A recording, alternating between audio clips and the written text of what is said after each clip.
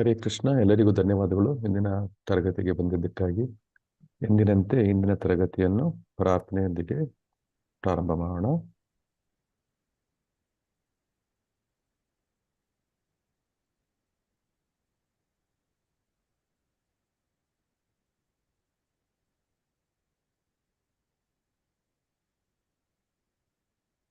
Screen ಕಾಣಿಸ್ತಾ ಇದೆ ಎಲ್ರಿಗೂ? ಕಾಣಿಸ್ತಿದೆ ಪ್ರಭುಜಿ. ಹರೇ ಕೃಷ್ಣ.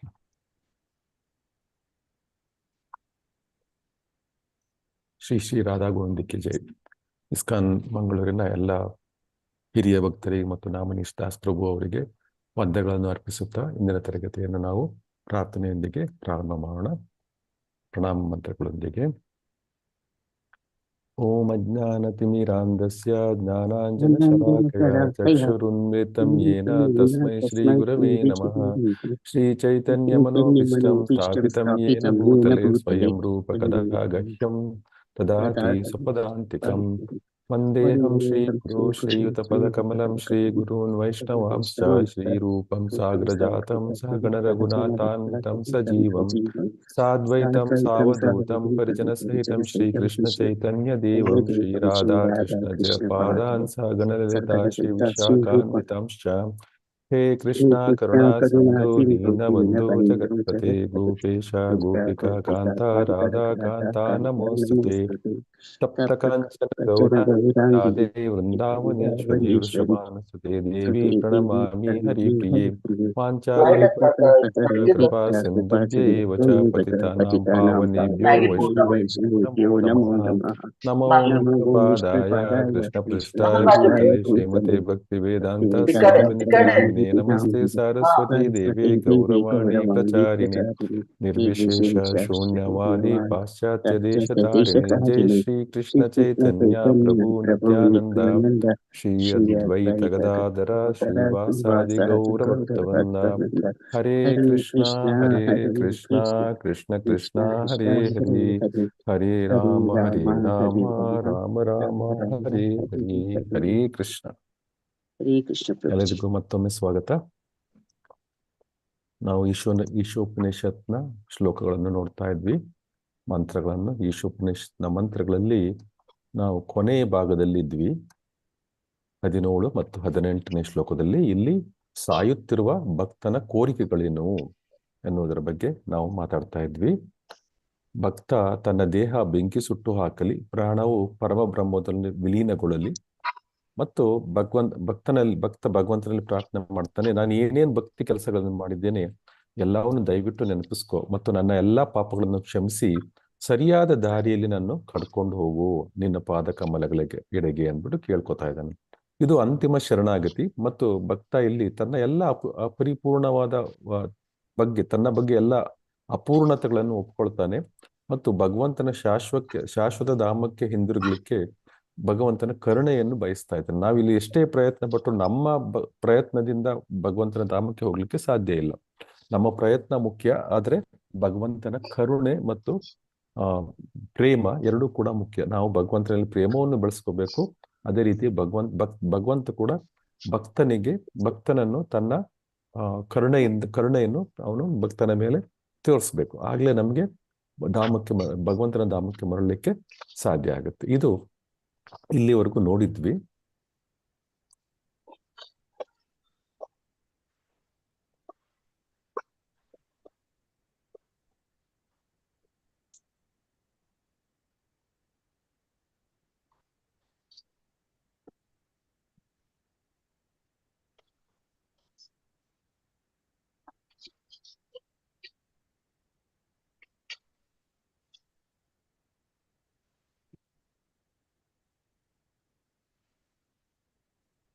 PPT ಏನೋ ಸ್ವಲ್ಪ ಸಮಸ್ಯೆ ಆಗಿದೆ, ಒಂದು ನಿಮಿಷ.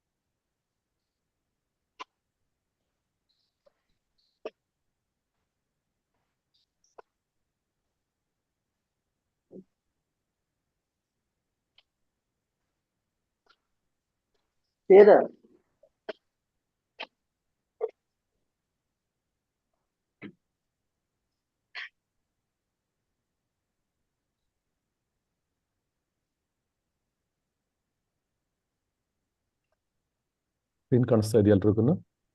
ಕಾಣಿಸ್ತದೆ ಪ್ರಭುಜಿ. ಶ್ಲೋಕ 18 ಪ್ರಾರಂಭ ಮಾಡೋಣ. ಶ್ಲೋಕ 17 ನೋಡಿದ್ವಿ ನಾವು. ಸೊ ಶ್ಲೋಕ 18 ಅಗ್ನೇನಯ ಸುಪದರಾಯೇ ಅಸ್ಮಾನ್ ವಿಶ್ವಾನಿ ದೇವವಯುನಾನಿ ವಿದ್ವಾನ್ ಯುಯುಧ್ಯ ಪುರಾಣಮೇನೋ ಭೂಯಿಷ್ಟಾಂ ತೇ ನಮ ಉಕ್ತಿಂ ವಿಧೇಮ. ರಿಪೀಟ್ ಮಾಡೋಣ. ಅಗ್ನೇನಯ ಸುಪದರಾಯೇ ಅಸ್ಮಾನ್ ಅಗ್ನೇಯ ಸುಪದಾರಾಯೇ ಅಸ್ಮಾನ್ ಅಗ್ನೇನಯ ಸುಪದರಾಯೇ ಅಸ್ಮಾನ್ ಅಗ್ನೇಯ ಸುಪದಾರಾಯೇ ಅಸ್ಮಾನ್ ವಿಶ್ವಾನಿ ದೇವ ವಯುನಾನಿ ವಿದ್ವಾನ್ ವಿಶ್ವಾನಿ ದೇವ ವಯುನಾನಿ ವಿದ್ವಾನ್ ವಿಶ್ವಾನಿ ದೇವ ವಯುನಾನಿ ವಿದ್ವಾನ್ ವಿಶ್ವಾನಿ ದೇವ ವಯುನಾನಿ ವಿದ್ವಾನ್ ಯುಯೋಧ್ಯಸ್ತಜ್ಜು ಪುರಾಣಮೇನೋ ಯುಯೋಧಿ ಅಸ್ಮದ್ ಜುಹುರಾಣಮೇವೋ ಯುಯುಧಿ ಅಸ್ಮತ್ ಜುಹುರಾಣಂ ಏನ ಯುಯೋಧಿ ಅಸ್ಮದ್ ಜುಹುರಾಣಮೇನೋ ಯುಯೋಧಿ ಅಸ್ಮತ್ ಜುಹುರಾಣಂ ಏನಂ ಏನ ಯುಯೋಧಿ ಅಸ್ಮದ್ ಜುಹುರಾಣಮೇನೋ ಭೂಯಿಷ್ಟಾಂ ತೇ ನ ಮುಕ್ತಿ ವಿಧೇಮ ಭೂಯಿಷ್ಟಾಂ ತೇ ನಮ ಮುಕ್ತಿ ವಿಧೇಮ ಭೂಯಿಷ್ಟಾಂ ತೇ ನಮ ಉಕ್ತಿಂ ವಿಧೇಮ ಭೂಯಿಷ್ಟಾಂ ತೇ ನಮ ಮುಕ್ತಿ ವಿಧೇಮ. ಅಗ್ನೇನಯ ಸುಪದರಾಯೇ ಅಸ್ಮಾನ್ ವಿಶ್ವಾನಿ ದೇವ ವಯುನಾನಿ ವಿದ್ವಾನ್ ಅಗ್ನೇನಯ ಸುಪದಾರಾಯೇ ಅಸ್ಮಾನ್ ವಿಶ್ವಾನಿ ದೇವ ವಯುನಾನಿ ವಿದ್ವಾನ್ ಅಗ್ನೇನಯ ಸುಪದರಾಯೇ ಅಸ್ಮಾನ್ ವಿಶ್ವಾನಿ ದೇವ ವಯುನಾನಿ ವಿದ್ವಾನ್ ಅಗ್ನೇನಯ ಸುಪದಾರಾಯೇ ಅಸ್ಮಾನ್ ವಿಶ್ವಾನಿ ದೇವ ವಯುನಾನಿ ವಿದ್ವಾನ್ ಯುಯೋಧಿ ಅಸ್ಮದ್ ಜುಹುರಾಣಮೇನಾಂ ಭೂಯಿಷ್ಟಾಂ ತೇ ನಮ ಉಕ್ತಿಂ ವಿಧೇಮ ಯುಯೋಧಿ ಅಸ್ಮದ್ ಜುಹುರಾಣಮೇನೋ ಭೂಯಿಷ್ಟಾಂ ತೇ ನಮ ಮುಕ್ತಿ ವಿಧೇಮ ಯುಯೋಧಿ ಅಸ್ಮದ್ ಜುಹುರಾಣಮೇನೋ ಭೂಯಿಷ್ಟಾಂ ತೇ ನಮ ಉಕ್ತಿಂ ವಿಧೇಮ ಯುಯೋಧಿ ಅಸ್ಮದ್ ಜುಹುರಾಣಮೇನೋ ಭೂಯಿಷ್ಟಾಂ ತೇ ನಮ ಮುಕ್ತಿ ವಿಧೇಮ. ಶಬ್ದಾರ್ಥಗಳು. ಅಗ್ನಿ, ಓ ಅಗ್ನಿಯಂತೆ ಬಲಶಾಲಿಯಾದ ಭಗವಂತನೇ. ಓ ಅಗ್ನಿಯಂತೆ ಬಲಶಾಲಿಯಾದ ಭಗವಂತನೇ. ನಯ ಕರೆದೊಯ್ಯು. ನಯ ಕರೆದೊಯ್ಯು. ಸುಪದ ಒಳ್ಳೆಯ ಮಾರ್ಗದಿಂದ. ಸುಪದ ಒಳ್ಳೆಯ ಮಾರ್ಗದಿಂದ. ರಾಯೇ ನಿನ್ನನ್ನು ಸೇರಲು. ರಾಯೇ ನಿನ್ನನ್ನು ಸೇರಲು. ಅಸ್ಮಾನ್, ಹರೇ ಕೃಷ್ಣ. ಅಸ್ಮಾನ್ ನಮ್ಮನ್ನು. ಅಸ್ಮಾನ್ ನಮ್ಮನ್ನು. ವಿಶ್ವಾನಿ ಎಲ್ಲ. ವಿಶ್ವಾನಿ ಎಲ್ಲ. ದೇವ ಓ ದೇವನೇ. ದೇವ ಓ ದೇವನೇ. ವಯುನಾನಿ ಕರ್ಮಗಳನ್ನು. ವಯುನಾನಿ ಕರ್ಮಗಳನ್ನು. ವಿದ್ವಾನ್ ತಿಳಿದಿರುವವನು. ವಿದ್ವಾನ್ ತಿಳಿದಿರುವವನು. ಯುಯೋಧಿ ಬಿಡಿಸು. ಯುಯೋಧಿ ಬಿಡಿಸು. ಅಸ್ಮತ್ ನಮ್ಮ. ಅಸ್ಮತ್ ನಮ್ಮ. ಜುಹುರಾಣ ಮಾರ್ಗದ ಎಲ್ಲ ಅಡೆತಡೆಗಳನ್ನು. ಮಾರ್ಗದ ಎಲ್ಲ ಅಡೆತಡೆಗಳನ್ನು.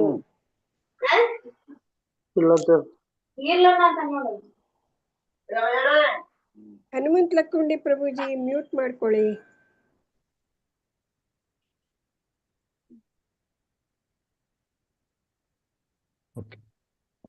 ಎಲ್ಲಿದ್ವಿ? ಅಸ್ಮತ್ ನಮ್ಮ ಆಗಿತ್ತಲ್ಲ.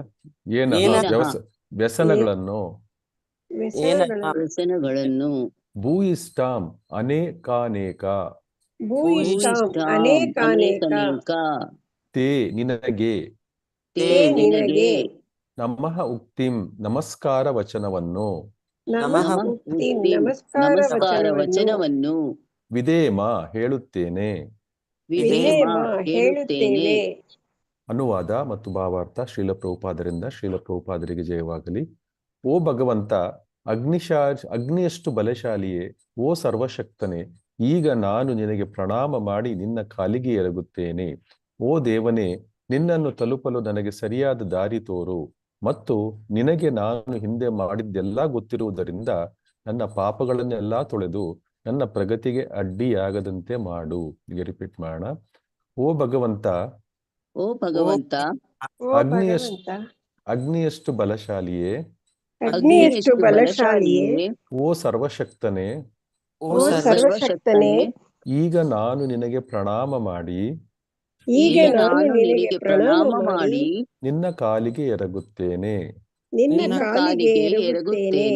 ಓ ದೇವನೇ, ಓ ದೇವನೇ, ನಿನ್ನನ್ನು ತಲುಪಲು ನನಗೆ ಸರಿಯಾದ ದಾರಿ ತೋರು ನಿನ್ನನ್ನು ತಲುಪಲು ನನಗೆ ಸರಿಯಾದ ದಾರಿ ತೋರು ಮತ್ತು ನಿನಗೆ ನಾನು ಹಿಂದೆ ಮಾಡಿದ್ದೆಲ್ಲ ಗೊತ್ತಿರುವುದರಿಂದ ಮತ್ತು ನಿನಗೆ ನಾನು ಹಿಂದೆ ಮಾಡಿದ್ದೆಲ್ಲ ಗೊತ್ತಿರುವುದರಿಂದ ನನ್ನ ಪಾಪಗಳನ್ನೆಲ್ಲ ತೊಳೆದು ನನ್ನ ಪಾಪಗಳನ್ನೆಲ್ಲ ತೊಳೆದು ನನ್ನ ಪ್ರಗತಿಗೆ ಅಡ್ಡಿಯಾಗದಂತೆ ಮಾಡು.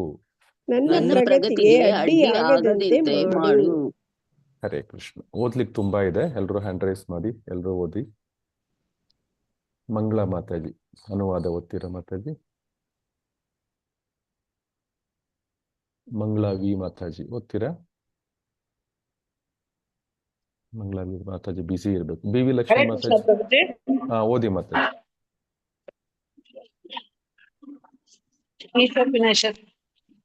ಮಂತ್ರ 18.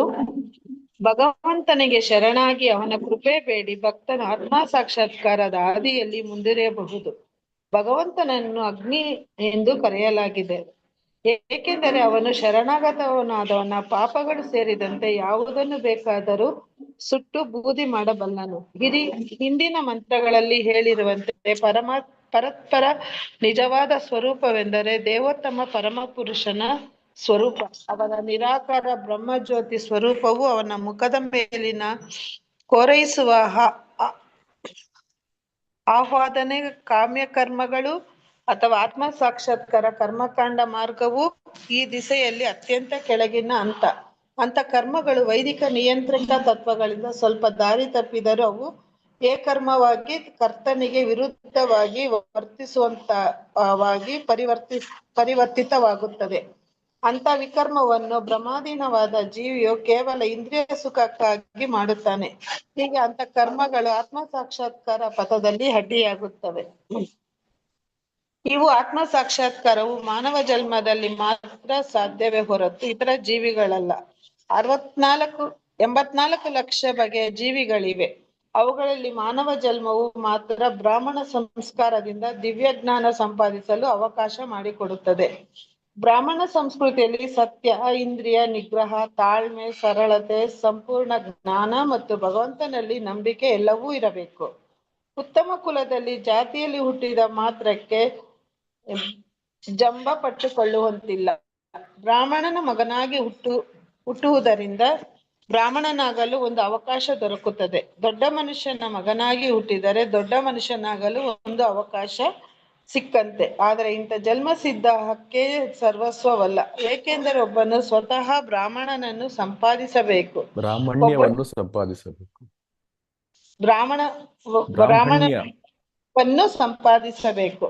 ಒಬ್ಬನು ತಾನು ಬ್ರಾಹ್ಮಣ ಪುತ್ರನೆಂಬ ಜಂಬ ಪಟ್ಟುಕೊಂಡು ನಿಜವಾದ ಬ್ರಾಹ್ಮಣನ ಅರ್ಹತೆಗಳನ್ನು ಗುಣಗಳನ್ನು ಸಂಪಾದಿಸದಿದ್ದರೆ ಅವನು ಒಮ್ಮೆಲೆ ಪತಿತನಾಗಿ ಆತ್ಮ ಸಾಕ್ಷಾತ್ಕಾರ ಪದದಿಂದ ದೂರವಾಗುತ್ತಾನೆ. ಹೀಗಾಗಿ ಅವನ ಮಾನವ ಜನ್ಮವೇ ವಿಫಲವಾಗುತ್ತದೆ. ಹರೇ ಕೃಷ್ಣ ಪ್ರಭುಜಿ. ಮುಂದುವರಿಸಿ. ಯೋಗ ಭ್ರಷ್ಟರಿಗೆ ಪತಿತರಾದವರಿಗೆ, ಅಂದರೆ ಆತನ ಆತ್ಮ ಸಾಕ್ಷಾತ್ಕಾರ ಆದಿಯಿಂದ ಒಳ್ಳೆಯ ಬ್ರಾಹ್ಮಣ ಕುಲದಲ್ಲಿ ಅಥವಾ ಶ್ರೀಮಂತ ವರ್ತಕರ ಕುಟುಂಬದಲ್ಲಿ ಹುಟ್ಟುವ ಅವಕಾಶ ಲಭಿಸುತ್ತದೆ. ಭಗವಾನ್ ಶ್ರೀಕೃಷ್ಣನು ಭಗವದ್ಗೀತೆಯಲ್ಲಿ 6:41.42 ಭರವಸೆ ಕೊಡುತ್ತಾನೆ. ಶ್ಲೋಕ 41.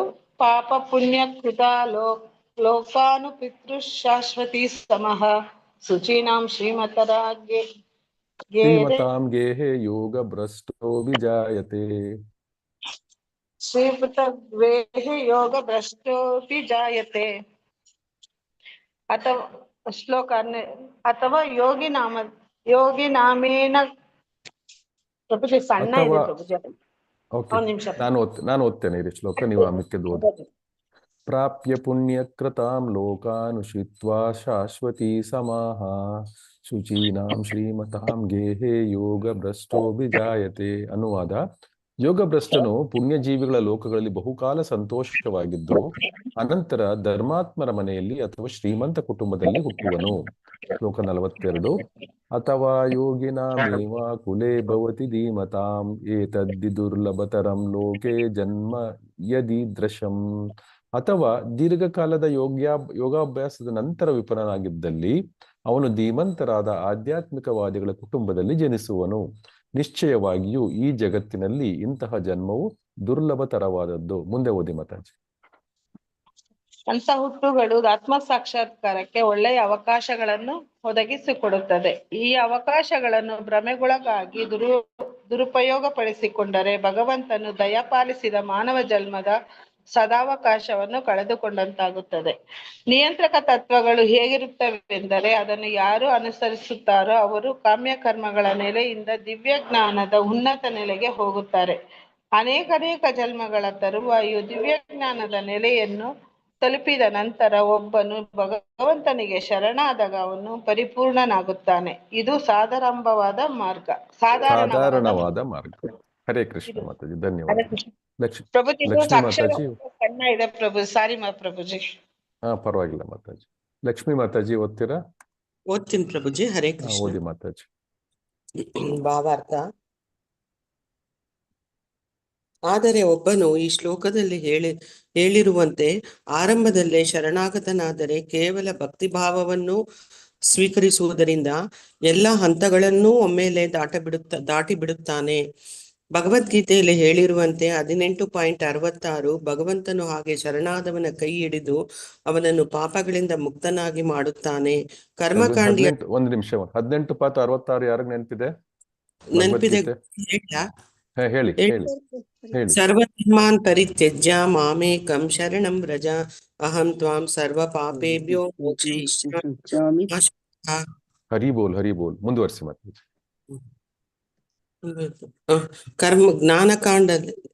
ಕರ್ಮಕಾಂಡಿಯ ಚಟುವಟಿಕೆಗಳಿಂದ ಅನೇಕ ಪಾಪಗಳು ಬರುತ್ತವೆ. ಜ್ಞಾನಕಾಂಡದಲ್ಲಿ ಅಂತ ಪಾಪ ಕಾರ್ಯಗಳ ಸಂಖ್ಯೆ ಕಡಿಮೆ. ಆದರೆ ಭಗವಂತನ ಭಕ್ತಿ ಸೇವೆಯಲ್ಲಿ, ಅಂದರೆ ಭಕ್ತಿ ಮಾರ್ಗದಲ್ಲಿ ಪಾಪಗಳು ಅಂಟುವ ಸಂಭವ ಶುದ್ಧಾಂಗವಾಗಿ ಇಲ್ಲ. ಭಗವದ್ಭಕ್ತನು ಸ್ವತಃ ಭಗವಂತನ ಸಕಲ ಸದ್ಗುಣಗಳನ್ನು ಪಡೆಯುತ್ತಾನೆ. ಇನ್ನು ಬ್ರಾಹ್ಮಣನ ಹರತೆಗಳ ಬಗ್ಗೆ ಹೇಳುವುದೇನಿದೆ? ಭಕ್ತನಾದವನಿಗೆ ಅವನು ಬ್ರಾಹ್ಮಣ ಕುಲದಲ್ಲಿ ಹುಟ್ಟದಿದ್ದರೂ ಯಜ್ಞ ಯಾಗಾದಿಗಳನ್ನು ಮಾಡುವ ಸದ್ಬ್ರಾಹ್ಮಣ ಹರತೆಗಳನ್ನು ತಂತಾನೆ ಬಂದು ಬಿಡುತ್ತವೆ. ಭಗವಂತನ ಮಹಿಮಾತಿಶಯ ಅಂತದ್ದು. ಅವನು ಬ್ರಾಹ್ಮಣ ಕುಲದಲ್ಲಿ ಹುಟ್ಟಿದವನನ್ನು ಸ್ವಪಚನಾಗಿ ಅಂದ್ರೆ ನಾಯಿ ಮಾಂಸ ತಿನ್ನೋನು, ಸ್ವಪಚನನ್ನಾಗಿ ಕೀಳು ಜಾತಿಯವನನ್ನಾಗಿ ಮಾಡಬಲ್ಲನು. ಮತ್ತು ಕೀಳು ಜಾತಿಯ ಸ್ವಪಚನನ್ನು ಭಕ್ತಿಯ ಸೇವೆಯ ಬಲದಿಂದಲೇ ಉತ್ತಮ ಬ್ರಾಹ್ಮಣನನ್ನಾಗಿ ಮಾಡಬಲ್ಲನು. ಸರ್ವಶಕ್ತರಾದ ಭಗವಂತನು ಎಲ್ಲರ ಹೃದಯದೊಳಗೂ ನೆಲೆಸಿರುವುದರಿಂದ ಅವನು ತನ್ನ ನಿಜವಾದ ಭಕ್ತರಿಗೆ ಸನ್ಮಾರ್ಗದಲ್ಲಿ ನಡೆಯುವ ಬಗ್ಗೆ ನಿರ್ದೇಶನಗಳನ್ನು ಕೊಡಬಲ್ಲನು. ಅಂತಹ ನಿರ್ದೇಶನಗಳನ್ನು ವಿಶೇಷವಾಗಿ ಭಕ್ತರಿಗೆ ಅವರು ಬೇರೆಯವರನ್ನು ಬಯಸಿದರೂ ಕೊಡಲಾಗುವುದು.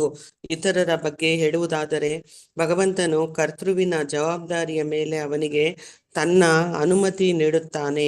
ಆದರೆ ಭಕ್ತನಾದರೂ ಅವನು ತಪ್ಪಾಗಿ ನಡೆದುಕೊಳ್ಳುವಂತೆ ಭಗವಂತನು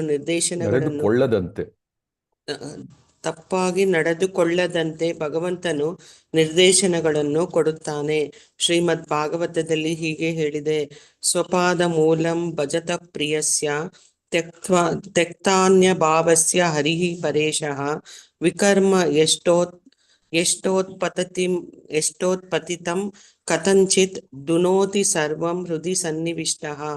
11.5.42. ಓದ್ಲ ಪ್ರಭುಜಿ? ಮುಂದುವರಿಸಿ ಮಾತಾಜಿ.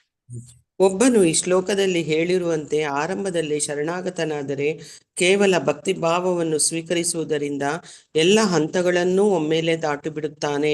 ಭಗವದ್ಗೀತೆಯಲ್ಲಿ ಹೇಳಿರುವಂತೆ 18.66 ಭಗವಂತನು ಹಾಗೆ ಶರಣಾದವನ ಕೈ ಹಿಡಿದು ಅವನನ್ನು ಪಾಪಗಳಿಂದ ಮುಕ್ತನನ್ನಾಗಿ ಮಾಡುತ್ತಾನೆ.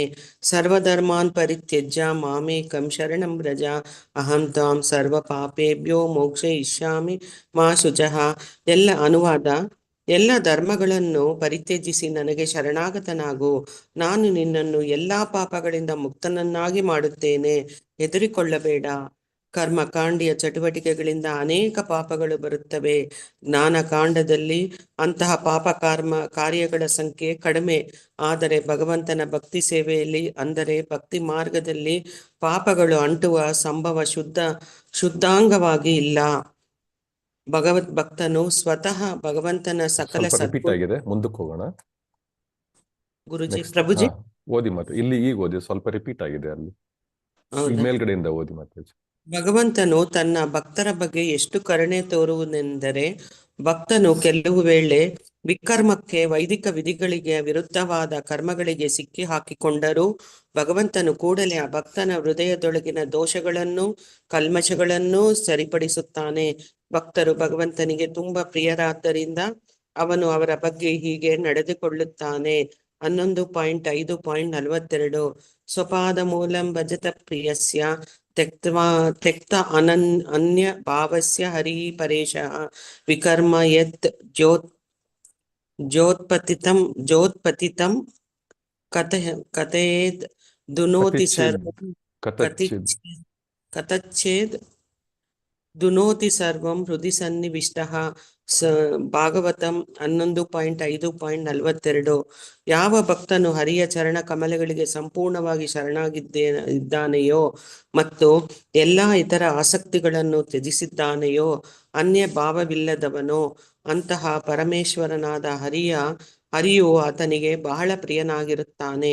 ಒಂದು ವೇಳೆ ಅಂತಹ ಭಕ್ತನು ಆಕಸ್ಮಿಕವಾಗಿ ವಿಕರ್ಮದಲ್ಲಿ ವೇದಗಳ ವಿರುದ್ಧದ ಕಾರ್ಯಗಳು ತೊಡಗಿದರೂ ಭಗವಂತನು ಅವನ ಹೃದಯದಲ್ಲಿ ನೆಲೆಸಿ ಅದನ್ನು ಸಂಪೂರ್ಣವಾಗಿ ನಿವಾರಿಸುತ್ತಾನೆ.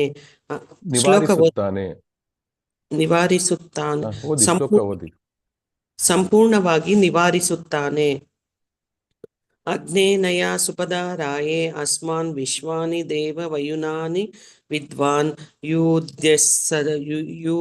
ಯೂಯೋದ್ಯಸ್ತಜ್ಜು ಉರಾಣಮೇನೋ ಭೂಯಿಷ್ಟಾಂ ತೇ ನಮ ಉಕ್ತಿಂ ವಿಧೇಮ. ಹರೇ ಕೃಷ್ಣ. ಧನ್ಯವಾದಗಳು. ಹರಿಣಿ ಮಾತಾಜಿ ಓದ್ತೀರಾ? ಹರಿಣಿ ಮಾತಾಜಿ ಓದ್ತೀನಿ ಪ್ರಭುಜಿ. ಓದಿ ಮಾತಾಜಿ. ಈ ಮಂತ್ರದಲ್ಲಿ ಭಾವಾರ್ಥ: ಈ ಮಂತ್ರದಲ್ಲಿ ಭಕ್ತನು ತನ್ನ ಹೃದಯದೊಳಗಿಂದ ತನ್ನನ್ನು ಸರಿಪಡಿಸಬೇಕೆಂದು ಭಗವಂತನನ್ನು ಕೇಳಿಕೊಳ್ಳುತ್ತಾನೆ. ತಪ್ಪು ಮಾಡುವುದು ಮನುಷ್ಯನ ಸ್ವಭಾವ. ಬದ್ಧಾತ್ಮನು ಅನೇಕ ವೇಳೆ ತಪ್ಪುಗಳನ್ನು ಮಾಡುವ ಸಂಭವವಿರುತ್ತದೆ. ಅರಿಯದೆ ಮಾಡಿದ ಅಂತಹ ಪಾಪಗಳ ವಿರುದ್ಧ ಪ್ರಾಯಶ್ಚಿತ್ತ ಮಾಡಿಕೊಳ್ಳುವ ಏಕೈಕ ಮಾರ್ಗವೆಂದರೆ ಭಗವಂತನ ಪಾದಾರವಿಂದಗಳಿಗೆ ತನ್ನನ್ನು ಒಪ್ಪಿಸಿಕೊಂಡು ಅವನ ಮಾರ್ಗದರ್ಶನ ಕೋರುವುದು. ಶರಣಾಗತರನ್ನು ಭಗವಂತನು ಕಾಪಾಡುವನು. ಹೀಗೆ ಸುಮ್ಮನೆ ಭಗವಂತನಿಗೆ ಶರಣಾಗಿ ಅವನ ನಿರ್ದೇಶನದಂತೆ ನಡೆಯುವುದರಿಂದ ಎಲ್ಲ ಸಮಸ್ಯೆಗಳು ಪರಿಹಾರವಾಗುತ್ತವೆ. ಅಂಥ ನಿರ್ದೇಶಗಳನ್ನು ಪ್ರಾಮಾಣಿಕ ಭಕ್ತನಿಗೆ 2 ಬಗೆಯಲ್ಲಿ ಕೊಡಲಾಗುವುದು. ಒಂದು ಬಗೆಯೆಂದರೆ ಸಾಧು ಸಂತರು, ವೇದಶಾಸ್ತ್ರಗಳು ಮತ್ತು ಗುರುಗಳ ಮೂಲಕ. ಇನ್ನೊಂದು ಬಗೆಯೆಂದರೆ ಪ್ರತಿಯೊಬ್ಬರ ಹೃದಯದೊಳಗೂ ಇರುವ ಭಗವಂತನೇ ಸ್ವತಃ ನೀಡುವುದು. ಹೀಗೆ ಭಕ್ತನು ಎಲ್ಲಾ ವಿಧದಲ್ಲೂ ರಕ್ಷಿತನಾಗಿದ್ದಾನೆ. ಹರೇ ಕೃಷ್ಣ ಪ್ರಭುಜಿ. ವೈದಿಕ ಜ್ಞಾನವು ದಿವ್ಯವಾದುದು. ಅದನ್ನು ಲೌಕಿಕ ಶಿಕ್ಷಣ ವಿಧಾನಗಳಿಂದ ಅರಿಯಲಾಗದು. ಒಬ್ಬ ವೇದ ಮಂತ್ರಗಳ ಅರ್ಥವನ್ನು ಭಗವತ್ ಕೃಪೆಯಿಂದ ಗುರುವಿನ ಮೂಲಕ ಅರಿಯಬಹುದು. ಒಬ್ಬನಿಗೆ ಸದ್ಗುರುವಿನ ಆಶ್ರಯ ದೊರೆತರೆ ಅವನ ಮೇಲೆ ಭಗವಂತನ ಕೃಪೆ ಇದೆಯೆಂದು ತಿಳಿಯಬೇಕು. ಭಗವಂತನು ಭಕ್ತನಿಗೆ ಆಧ್ಯಾತ್ಮಿಕ ಗುರುವಾಗಿ ಕಾಣಿಸಿಕೊಳ್ಳುತ್ತಾನೆ. ಹೀಗಾಗಿ ವೈದಿಕ ವಿಧಿಗಳು, ಗುರುಗಳು, ಅಂತರಂಗ ಎಲ್ಲರೂ ಭಕ್ತನಿಗೆ ಸಂಪೂರ್ಣ ಮಾರ್ಗದರ್ಶನ ನೀಡುತ್ತಾರೆ. ಆದ್ದರಿಂದ ಭಕ್ತನು ಮತ್ತೆ ಮಾಯೆಗೆ ಬೀಳುವ ಸಂಭವವೇ ಇಲ್ಲ. ಹೀಗೆ ಎಲ್ಲ ಕಡೆಗಳಿಂದಲೂ ರಕ್ಷಿಸಲ್ಪಟ್ಟ ಭಕ್ತನು ಪರಿಪೂರ್ಣತೆಯ ಅಂತಿಮ ಹಂತವನ್ನು ತಲುಪುವುದರಲ್ಲಿ ಸಂಶಯವೇ ಇಲ್ಲ. ಈ ಇಡೀ ಪ್ರಕ್ರಿಯೆಯನ್ನು ಈ ಶ್ಲೋಕದಲ್ಲಿ ಸೂಕ್ಷ್ಮವಾಗಿ ಹೇಳಿದೆ. ಶ್ರೀಮದ್ ಭಾಗವತವು 1.2.17-20 ಇದನ್ನು ಮತ್ತಷ್ಟು ವಿಸ್ತಾರವಾಗಿ ಹೇಳುತ್ತದೆ. ಶೃಣ್ವತ್ತಮಾಂ ಸ್ವಕಥಾಂ ಕೃಷ್ಣ ಪುಣ್ಯಶ್ರವಣ ಕೀರ್ತನ ಹೃದ್ ಅಂತಃ ಸ್ಥೋಹ್ಯ ಅಭದ್ರಾಣಿ ವಿದುನೋತಿ ಸಹೃತ ಸತಾಂ. ಅದೇ ಭಾಗವತಂ 1.2.17. ಯಾವಾಗ ಮನುಷ್ಯನು ಕೃಷ್ಣನ ಕಥೆಗಳನ್ನು ಶ್ರವಣ ಮಾಡುತ್ತಾನೋ ಅಂದ್ರೆ ಕೇಳುತ್ತಾನೋ, ಕೃಷ್ಣನ ಕಥೆಗಳು ಸ್ವತಃ ಪುಣ್ಯಮಯ ಮತ್ತು ಶ್ರವಣ ಕೀರ್ತನೆಯಿಂದಲೇ ಶುದ್ಧವಾಗುತ್ತದೆ.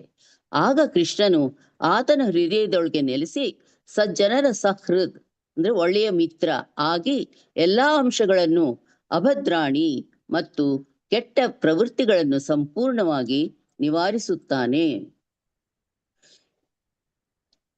ಈ ಶ್ಲೋಕವು ಭಕ್ತಿ ಮಾರ್ಗವು ಮಾನವ ಪ್ರಯತ್ನದಿಂದ ಮಾಡುವ ಶುದ್ಧೀಕರಣಕ್ಕಿಂತ ಹೇಗೆ ಭಿನ್ನವಾಗಿದೆ ಎಂಬುದನ್ನು ವಿವರಿಸುತ್ತದೆ. ಜ್ಞಾನ ಮಾರ್ಗದಲ್ಲಿ ಒಬ್ಬನು ತನ್ನ ಪ್ರಯತ್ನದಿಂದ ಕಲ್ಮಶಗಳನ್ನು ತೊಡೆದು ಹಾಕಲು ಪ್ರಯತ್ನಿಸುತ್ತಾನೆ. ಆದರೆ ಭಕ್ತಿ ಮಾರ್ಗದಲ್ಲಿ ಕೇವಲ ಭಗವಂತನೇ ನಾಮ ಮತ್ತು ಲೀಲೆಗಳನ್ನು ಆಸಕ್ತಿಯಿಂದ ಕೇಳುವುದರಿಂದ ಮತ್ತು ಹೇಳುವುದರಿಂದ ಆತನು ಹೃದಯದಲ್ಲಿ ನೆಲೆಸಿರುವ ಕೃಷ್ಣನಿಂದಲೇ ಶುದ್ಧೀಕರಿಸಲ್ಪಡುತ್ತಾನೆ. ಇದು ಭಕ್ತಿ ಮಾರ್ಗದ ಪರಮ ಸರಳತೆ ಮತ್ತು ಸಾರ್ವತ್ರಿಕತೆಯನ್ನು ಯೂನಿವರ್ಸಾಲಿಟಿ ದೃಢೀಕರಿಸುತ್ತದೆ. ಅಷ್ಟೇನಾ ಪ್ರಭುಜಿ? ನಿತ್ಯ ಇಲ್ಲಿದೆ ಮೇಲೆ. ಶ್ರೀಮದ್ ಭಾಗವತಂ 1.2.18 ಭಕ್ತಿಯೋಗದ ಮೂಲಕ ಹೃದಯವು ಹೇಗೆ ಸಂಪೂರ್ಣವಾಗಿ ಶುದ್ಧವಾಗುತ್ತದೆ, ಹೃದಯ ಶುದ್ಧಿ ಮತ್ತು ಸ್ಥಿರ ಎಂಬುದರ ಕುರಿತು ವಿವರ ನೀಡುತ್ತದೆ. ನಷ್ಟಪ್ರಾಯೇಷು ಅಭದ್ರೇಷು ನಿತ್ಯಂ ಭಾಗವತ ಸೇವೆಯ ಭಗವತ್ ಉತ್ತಮ ಶ್ಲೋಕೆ ಭಕ್ತಿರ್ಭವತಿ ನೈಶ್ಚಕಿ. 1.2.18 ಭಾಗವತಂ. ನಿತ್ಯವೂ ಭಾಗವತದ ಸೇವೆಯನ್ನು ಅಂದ್ರೆ ನಿತ್ಯಂ ಭಾಗವತ ಸೇವೆಯ ಮಾಡುವುದರಿಂದ ಹೃದಯದಲ್ಲಿರುವ ಅಶುಭಗಳು ಅಭದ್ರೇಷು ಬಹುತೇಕ ನಾಶವಾದಾಗ ನಷ್ಟಪ್ರಾಯೇಷು ಆಗ ಉತ್ತಮ ಶ್ಲೋಕಗಳಿಂದ ಹೊಗಳಲ್ಪಡುವ ಉತ್ತಮ ಶ್ಲೋಕೆ ಭಗವಂತನಲ್ಲಿ ಸ್ಥಿರ ಮತ್ತು ಅಚಲವಾದ ಭಕ್ತಿಯು ನೈಷ್ಠಿಕಿ ಭಕ್ತಿ ಉಂಟಾಗುತ್ತದೆ. ಭಾಗವತ ಸೇವೆಯ ಫಲ. ಈ ಶ್ಲೋಕವು ಹಿಂದಿನ ಶ್ಲೋಕದ 1.2.17 ಮುಂದುವರಿದ ಭಾಗವಾಗಿದ್ದು, ಕೃಷ್ಣನ ಕಥೆಗಳನ್ನು ಕೇಳುವುದರಿಂದ ಪ್ರಾರಂಭವಾದ ಶುದ್ಧೀಕರಣ ಪ್ರಕ್ರಿಯೆಯು ಹೇಗೆ ಸ್ಥಿರ ಭಕ್ತಿಗೆ ದಾರಿ ಮಾಡಿಕೊಡುತ್ತದೆ ಎಂಬುದನ್ನು ವಿವರಿಸುತ್ತದೆ. ಈ ಶ್ಲೋಕವು ಆಧ್ಯಾತ್ಮಿಕ ಪ್ರಗತಿಯ ಅನುಕ್ರಮವನ್ನು ಸೀಕ್ವೆನ್ಸ್ ಸ್ಪಷ್ಟವಾಗಿ ಹೇಳುತ್ತದೆ. ಶ್ರವಣ ಮತ್ತು ಕೀರ್ತನ ಹಿಂದಿನ ಶ್ಲೋಕ. ಇದು ಶುದ್ಧೀಕರಣ ಪ್ರಕ್ರಿಯೆಯನ್ನು ಪ್ರಾರಂಭಿಸುತ್ತದೆ. ಎರಡನೇದು ನಿತ್ಯಂ ಭಾಗವತ ಸೇವೆಯ. ಇದು ಶುದ್ಧೀಕರಣವನ್ನು ನಿರಂತರವಾಗಿ ನಿರ್ವಹಿಸುತ್ತದೆ. ನಷ್ಟಪ್ರಾಯೇಷು ಅಭದ್ರೇಷು. ಇದರ ಫಲವಾಗಿ ಹೃದಯ ಕಲ್ಮಶಗಳು ದೂರವಾಗುತ್ತವೆ. ಭಕ್ತಿರ್ಭವತಿ ನೈಷ್ಠಿಕಿ. ಅಂತಿಮವಾಗಿ ಸ್ಥಿರ ಭಕ್ತಿಯು ಉದಯವಾಗುತ್ತದೆ. ಈ ಮಂತ್ರವು ಭಕ್ತಿ ಯೋಗವು ಕೇವಲ ಒಂದು ಧಾರ್ಮಿಕ ಆಚರಣೆಗಿಂತ ಹೆಚ್ಚಾಗಿ ಮಾನವ ಅಸ್ತಿತ್ವದ ಮೂಲಭೂತ ಸಮಸ್ಯೆಯನ್ನು ಅಂದ್ರೆ ಅಶುಭಗಳು ಪರಿಹರಿಸುವ ಒಂದು ಸಂಪೂರ್ಣ ವ್ಯವಸ್ಥಿತ ವಿಧಾನವಾಗಿದೆ ಎಂಬುದನ್ನು ದೃಢಪಡಿಸುತ್ತದೆ. ಹರೇ ಕೃಷ್ಣ. ಹರೇ ಕೃಷ್ಣ ಪ್ರಭುಜಿ, ಧನ್ಯವಾದಗಳು. ಧನ್ಯವಾದಗಳು. ಲಕ್ಷ್ಮೀ ದೇವಿ ಮಾತಾಜಿ ಆಯ್ತಲ್ವಾ? ಆಯ್ತು ಪ್ರಭುಜಿ. ಲಲಿತಾ ಮಾತಾಜಿದು ಆಯ್ತಾ? ಇಲ್ಲ ಪ್ರಭುಜಿ. ಓದಿ ಮಾತಾಜಿ. ಲಲಿತಾ ಮಾತಾಜಿ ಓದಿ. ಹರೇ ಕೃಷ್ಣ. ಹರೇ ಕೃಷ್ಣ. 19ನೇ ಶ್ಲೋಕ ಓದಿ. 17-18 ಮಾತಾಜಿ ಓದಿದ್ರು, ನೀವು 19-20 ಓದಿ. ತದಾ ರಜಸ್ತಮೋ ಭಾವಾಃ ಕಾಮಲೋಭಾದಯಶ್ಚಯೇ ಚೇತಯೇತೈರನಾವಿದ್ಧಂ ಸ್ಥಿತಂ ಸತ್ವೇ ಪ್ರಸೀದತಿ. ಶ್ರೀಮದ್ ಭಾಗವತಂ 1.2.19. ಈ ಶ್ಲೋಕವು ಹೃದಯ ಶುದ್ಧೀಕರಣದ ನಂತರದ ಸ್ಥಿತಿಯನ್ನು ಅಂದರೆ ಸ್ಥಿರ ಭಕ್ತಿಯ ಫಲವನ್ನು ವಿವರಿಸುತ್ತದೆ. ಶುದ್ಧ ಭಕ್ತಿಯು ಭೌತಿಕ ಪ್ರಕೃತಿಯ ಗುಣಗಳ ಸಂಘರ್ಷದಿಂದ ನಮ್ಮನ್ನು ಹೇಗೆ ರಕ್ಷಿಸುತ್ತದೆ ಮತ್ತು ನಮ್ಮನ್ನು ಆಂತರಿಕವಾಗಿ ಸಂಪೂರ್ಣ ಶಾಂತಿ ಮತ್ತು ಸಂತುಷ್ಟಿಯ ಸ್ಥಿತಿಗೆ ಹೇಗೆ ತರುತ್ತದೆ ಎಂಬುದನ್ನು ವಿವರಿಸುತ್ತದೆ. ಭಕ್ತಿ ಮಾರ್ಗವು ಮಾನವ ಪ್ರಯತ್ನದಿಂದ ಮಾಡುವ ಶುದ್ಧೀಕರಣಕ್ಕಿಂತ ಹೇಗೆ ಭಿನ್ನವಾಗಿದೆ ಎಂಬುದನ್ನು ವಿವರಿಸುತ್ತದೆ. ಜ್ಞಾನ ಮಾರ್ಗದಲ್ಲಿ ಒಬ್ಬನು ತನ್ನ ಪ್ರಯತ್ನದಿಂದ ಕಲ್ಮಶಗಳನ್ನು ತೊಡೆದುಹಾಕಲು ಪ್ರಯತ್ನಿಸುತ್ತಾನೆ. ಆದರೆ ಭಕ್ತಿ ಮಾರ್ಗದಲ್ಲಿ ಕೇವಲ ಭಗವಂತನ ನಾಮ ಮತ್ತು ಲೀಲೆಗಳನ್ನು ಆಸಕ್ತಿಯಿಂದ ಕೇಳುವುದರಿಂದ ಮತ್ತು ಹೇಳುವುದರಿಂದ, ಶ್ರವಣ ಮತ್ತು ಕೀರ್ತನ, ಆತನು ಹೃದಯದಲ್ಲಿ ನೆಲೆಸಿರುವ ಕೃಷ್ಣನಿಂದಲೇ ಶುದ್ಧೀಕರಿಸಲ್ಪಡುತ್ತಾನೆ. ಇದು ಭಕ್ತಿ ಮಾರ್ಗದ ಪರಮ ಸರಳತೆ ಮತ್ತು ಸಾರ್ವತ್ರಿಕತೆಯನ್ನು ಯೂನಿವರ್ಸಿಟಾಲಿಟಿಯನ್ನು ದೃಢೀಕರಿಸುತ್ತದೆ. ಮುಂದೆ ಓದಿ ಮಾತಾಡಿ. ಶ್ರೀಮದ್ ಭಾಗವತಂ 1.2.20 ಭಗವತ್ ತತ್ವ ವಿಜ್ಞಾನ ಹಿಂದಿನ ಶ್ಲೋಕದ ಪ್ರಗತಿಯನ್ನು ಮುಂದುವರಿಸಿ ಸ್ಥಿರ ಭಕ್ತಿಯ ಅಂತಿಮ ಫಲವನ್ನು ವಿವರಿಸುತ್ತದೆ. ಏವಂ ಪ್ರಸನ್ನ ಮನಸೋ ಭಗವದ್ಭಕ್ತಿ ಯೋಗತಃ ಭಗವತ್ ತತ್ವ ವಿಜ್ಞಾನಂ ಮುಕ್ತ ಸಂಗಸ್ಯ ಜಾಯತೆ. ಹೀಗೆ ಪ್ರಸನ್ನವಾದ ಮನಸ್ಸಿನಿಂದ, ಏವಂ ಪ್ರಸನ್ನ ಮನಸಃ ಭಗವದ್ಭಕ್ತಿ ಯೋಗದಿಂದ, ಭಗವದ್ಭಕ್ತಿ ಯೋಗತಃ ಆತನು ಜೀವಿಯು ಭೌತಿಕ ಸಂಘದಿಂದ ಮುಕ್ತನಾಗಿ ಮುಕ್ತ ಸಂಗಸ್ಯ ಭಗವಂತನ ತತ್ವದ ವಿಜ್ಞಾನವನ್ನು ಭಗವತ್ ತತ್ವ ವಿಜ್ಞಾನಂ ಪಡೆಯುತ್ತಾನೆ, ಜಾಯತೆ. ಈ ಶ್ಲೋಕವು ಕರ್ಮ, ಯೋಗ ಮತ್ತು ಜ್ಞಾನಗಳ ಅಂತಿಮ ಗುರಿ ಭಕ್ತಿ ಯೋಗದಲ್ಲಿ ಜ್ಞಾನದ ಪರಮಾವಧಿ ಹೇಗೆ ಪೂರ್ಣಗೊಳ್ಳುತ್ತದೆ ಎಂಬುದನ್ನು ವಿವರಿಸುತ್ತದೆ. ಹಿಂದಿನ ಶ್ಲೋಕದಲ್ಲಿ ಮನಸ್ಸು ಸತ್ವಗುಣದಲ್ಲಿ ಸ್ಥಾಪಿತವಾಗಿ ಶಾಂತ ಮತ್ತು ಸಂತುಷ್ಟವಾಯಿತು, ಪ್ರಸೀದತಿ. ಆ ಶಾಂತ ಸ್ಥಿತಿಯು ನಂತರದ ಫಲ ಇಲ್ಲಿದೆ. ಈ 4 ಶ್ಲೋಕಗಳು 1.2.17ರಿಂದ 1.2.20 ಭಾಗವತ ಧರ್ಮದ ಶುದ್ಧೀಕರಣದ ಮತ್ತು ಅರಿವಿನ ಸಂಪೂರ್ಣ ಮಾರ್ಗವನ್ನು ವಿವರಿಸುತ್ತವೆ. ಹರೇ ಕೃಷ್ಣ. ಹರೇ ಕೃಷ್ಣ. ಧನ್ಯವಾದಗಳು. ಹನುಮಂತ ಮಾತಾಜಿ ಓದ್ತೀರಾ? ಹಾ ಪ್ರಭುಜಿ, ಓದ್ತೇನೆ. ಓದಿ ಪ್ರಭುಜಿ. ವಿಶ್ವೋಪನಿಷತ್ತು ಮಂತ್ರ 18 ಭಾವಾರ್ಥ. ವೈದಿಕ ಜ್ಞಾನವು ದಿವ್ಯವಾದದ್ದು. ಅದನ್ನು ಲೌಕಿಕ ಶಿಕ್ಷಣ ಜ್ಞಾನಗಳಿಂದ ಅರಿಯಲಾಗದು. ಒಬ್ಬನು ವೇದ ಮಂತ್ರಗಳ ಅರ್ಥವನ್ನು ಭಗವತ್ ಕೃಪೆಯಿಂದ ಗುರುವಿನ ಮೂಲಕ ಅರಿಯಬಹುದು. ಒಬ್ಬನಿಗೆ ಸದ್ಗುರುವಿನ ಆಶ್ರಯ ದೊರೆತರೆ ಅವನ ಮೇಲೆ ಭಗವಂತನ ಕೃಪೆ ಇದೆ ಎಂದು ತಿಳಿಯಬೇಕು. ಭಗವಂತನು ಭಕ್ತನಿಗೆ ಆಧ್ಯಾತ್ಮಿಕ ಗುರುವಾಗಿ ಕಾಣಿಸಿಕೊಳ್ಳುತ್ತಾನೆ. ಹೀಗಾಗಿ ವೈದಿಕ ಗುರುಗಳು ಅಂತರಂಗ ಎಲ್ಲರೂ ಭಕ್ತನಿಗೆ ಸಂಪೂರ್ಣ ಮಾರ್ಗದರ್ಶನ ನೀಡುತ್ತಾರೆ. ಆದ್ದರಿಂದ ಭಕ್ತನು ಮತ್ತೆ ಮಾಯೆಗೆ ಬೀಳುವ ಸಂಭವವೇ ಇಲ್ಲ. ಹೀಗೆ ಎಲ್ಲಾ ಕಡೆಯಿಂದಲೂ ರಕ್ಷಿಸಲ್ಪಟ್ಟ ಭಕ್ತನು ಪರಿಪೂರ್ಣತೆಯ ಅಂತಿಮ ಹಂತವನ್ನು ತಲುಪುವುದರಲ್ಲಿ ಸಂಶಯವೇ ಇಲ್ಲ. ಇಡೀ ಪ್ರಕ್ರಿಯೆಯನ್ನು ಈ ಶ್ಲೋಕದಲ್ಲಿ ಸೂಕ್ಷ್ಮವಾಗಿ ಹೇಳಿದೆ. ಮದ್ಭಾಗವತವು 1.2.17.20 ಇದನ್ನು ಮತ್ತಷ್ಟು ವಿಸ್ತಾರವಾಗಿ ಹೇಳುತ್ತದೆ. ಭಗವಂತನ ಮಹಿಮಾತಿಶಯಗಳನ್ನು ಕೇಳುವುದು ಮತ್ತು ಹಾಡುವುದು ಭಕ್ತ ಕಾರ್ಯಗಳು.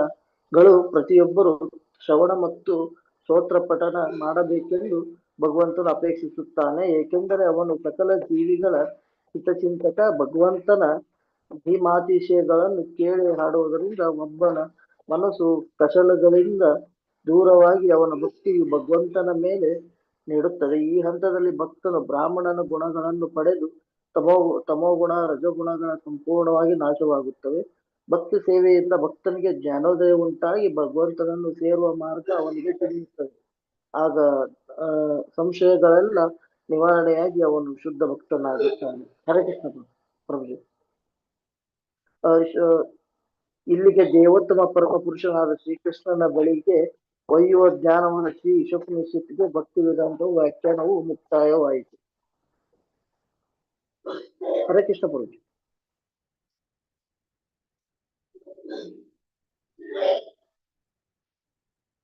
ಈಶೋಪನಿಷತ್ತು 18.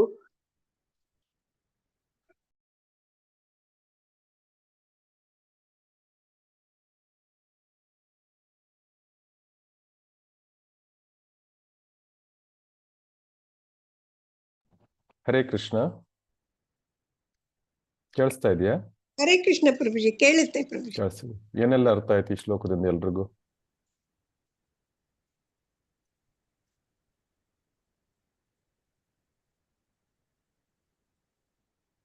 ಏನು ಅರ್ಥ ಆಗ್ಲಿಲ್ವಾ ಯಾರಿಗೂ? ನಾವು ಆಗಿದೆ ಪ್ರಭುಜಿ.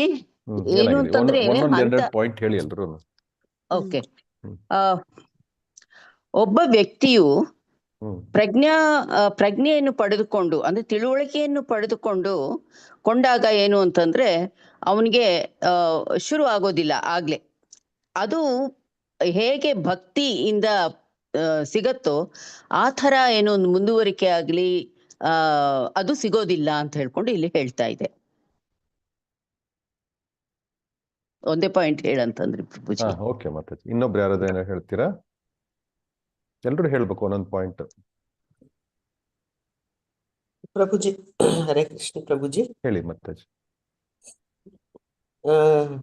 ಅಂದ್ರೆ ಸರ್ವಧರ್ಮಾನ್ ಪರಿತ್ಯಾಜ್ಯನೇ ಹೇಳ್ತೀನಿ ಪ್ರಭುಜಿ. ಎಲ್ಲವನ್ನು ಎಲ್ಲ ಧರ್ಮಗಳನ್ನು, ಯಾವ ಧರ್ಮ ಆಗ್ಲಿ ಯಾವ ಜಾತಿ ಆಗ್ಲಿ ಯಾವುದನ್ನು ಭಗವಂತ ಇದ್ ಮಾಡಲ್ಲ. ನಾವು ನಮ್ಮ ಶರಣಾಗತಿ ಮುಖ್ಯ ಇಲ್ಲಿ ಪ್ರಭುಜಿ. ನಾವು ಎಷ್ಟು ಶರಣಾಗತಿ ಹೊಂದ್ತೀವೋ ಭಗವಂತನಲ್ಲಿ ಅಷ್ಟು ನಮ್ಮ ಪಾಪಗಳನ್ನ ಕಳ್ಕೊಬಹುದು. ಆ ಪಾಪಗಳನ್ನೆಲ್ಲ ನಿವಾರಣೆ ಮಾಡ್ತಾನೆ ಭಗವಂತ ಅಂತ. ಹರೇ ಕೃಷ್ಣ. ಹರೇ ಕೃಷ್ಣ. ಮತ್ತೆ ಯಾರಾದ್ರು?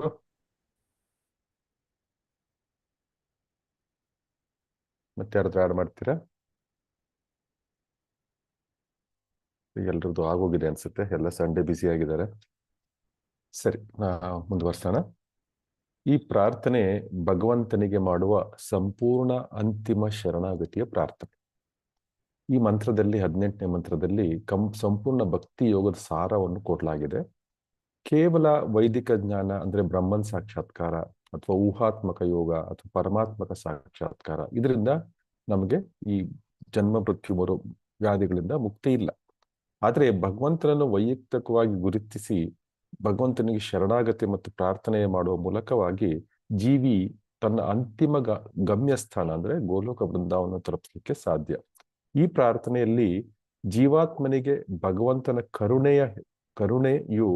ಭಗವಂತನ ಕರುಣೆ ಏನಿದೆ ತನ್ನ ಹಿಂದಿನ ಎಲ್ಲಾ ನ್ಯೂನತೆಗಳನ್ನು ಮೀರಿ ನಿಲ್ಲಿಸುತ್ತದೆ ಎನ್ನುವ ನಂಬಿಕೆಯನ್ನು ದೃಢೀಕರಣಗೊಳಿಸುತ್ತೆ. ಅಂದ್ರೆ ಈ ಶ್ಲೋಕದಲ್ಲಿ ನಮ್ಗೆ ಏನ್ ಗೊತ್ತಾಗತ್ತೆ ಅಂದ್ರೆ, ನಮ್ಗೆ ಎಷ್ಟೇ ಕರ್ಮಗಳನ್ನು ನಾವು ಕೂತಿದ್ರು, ಎಷ್ಟೇ ಕರ್ಮಗಳನ್ನು ನಾವು ಅಕ್ಯುಮುಲೇಟ್ ಮಾಡ್ಕೊಂಡಿದ್ರು ಕೂಡ, ಅಂದ್ರೆ ಹಿಂದಿನ ಜನ್ಮಾಂತರಗಳಿಂದ ನಾವು ಅದನ್ನು ಒಟ್ಟೊಟ್ಟಿಗೆ ಸೇರಿಸಿಟ್ಕೊಂಡಿದ್ರು ಕೂಡ, ಬ್ಯಾಂಕ್ ಬ್ಯಾಲೆನ್ಸ್ ದೊಡ್ಡ ಬ್ಯಾಂಕ್ ಬ್ಯಾಲೆನ್ಸ್, ನೆಗೆಟಿವ್ ಬ್ಯಾಲೆನ್ಸ್ ಇಟ್ಕೊಂಡಿದ್ರು ಕೂಡ, ಭಗವಂತನ ಕರುಣೆ ಇದ್ರೆ ನಮ್ಮ ಪ್ರಾರ್ಥನೆಯಿಂದ ಭಗವಂತನ ಕರುಣೆಯಿಂದ ಇದೆಲ್ಲವನ್ನು ನಾಶಪಡಿಸಿ ಭಗವಂತನ ತನ್ನ ಧಾಮಕ್ಕೆ ನಮ್ಮನ್ನು ಕ್ಷಮಿಸಿ ಕರ್ಕೊಂಡು ಹೋಗ್ಲಿಕ್ಕೆ ಸಾಧ್ಯ ಇದೆ ಅಂತ ಈ ಶ್ಲೋಕದಲ್ಲಿ ನಾವು ತಿಳ್ಕೋಬಹುದು.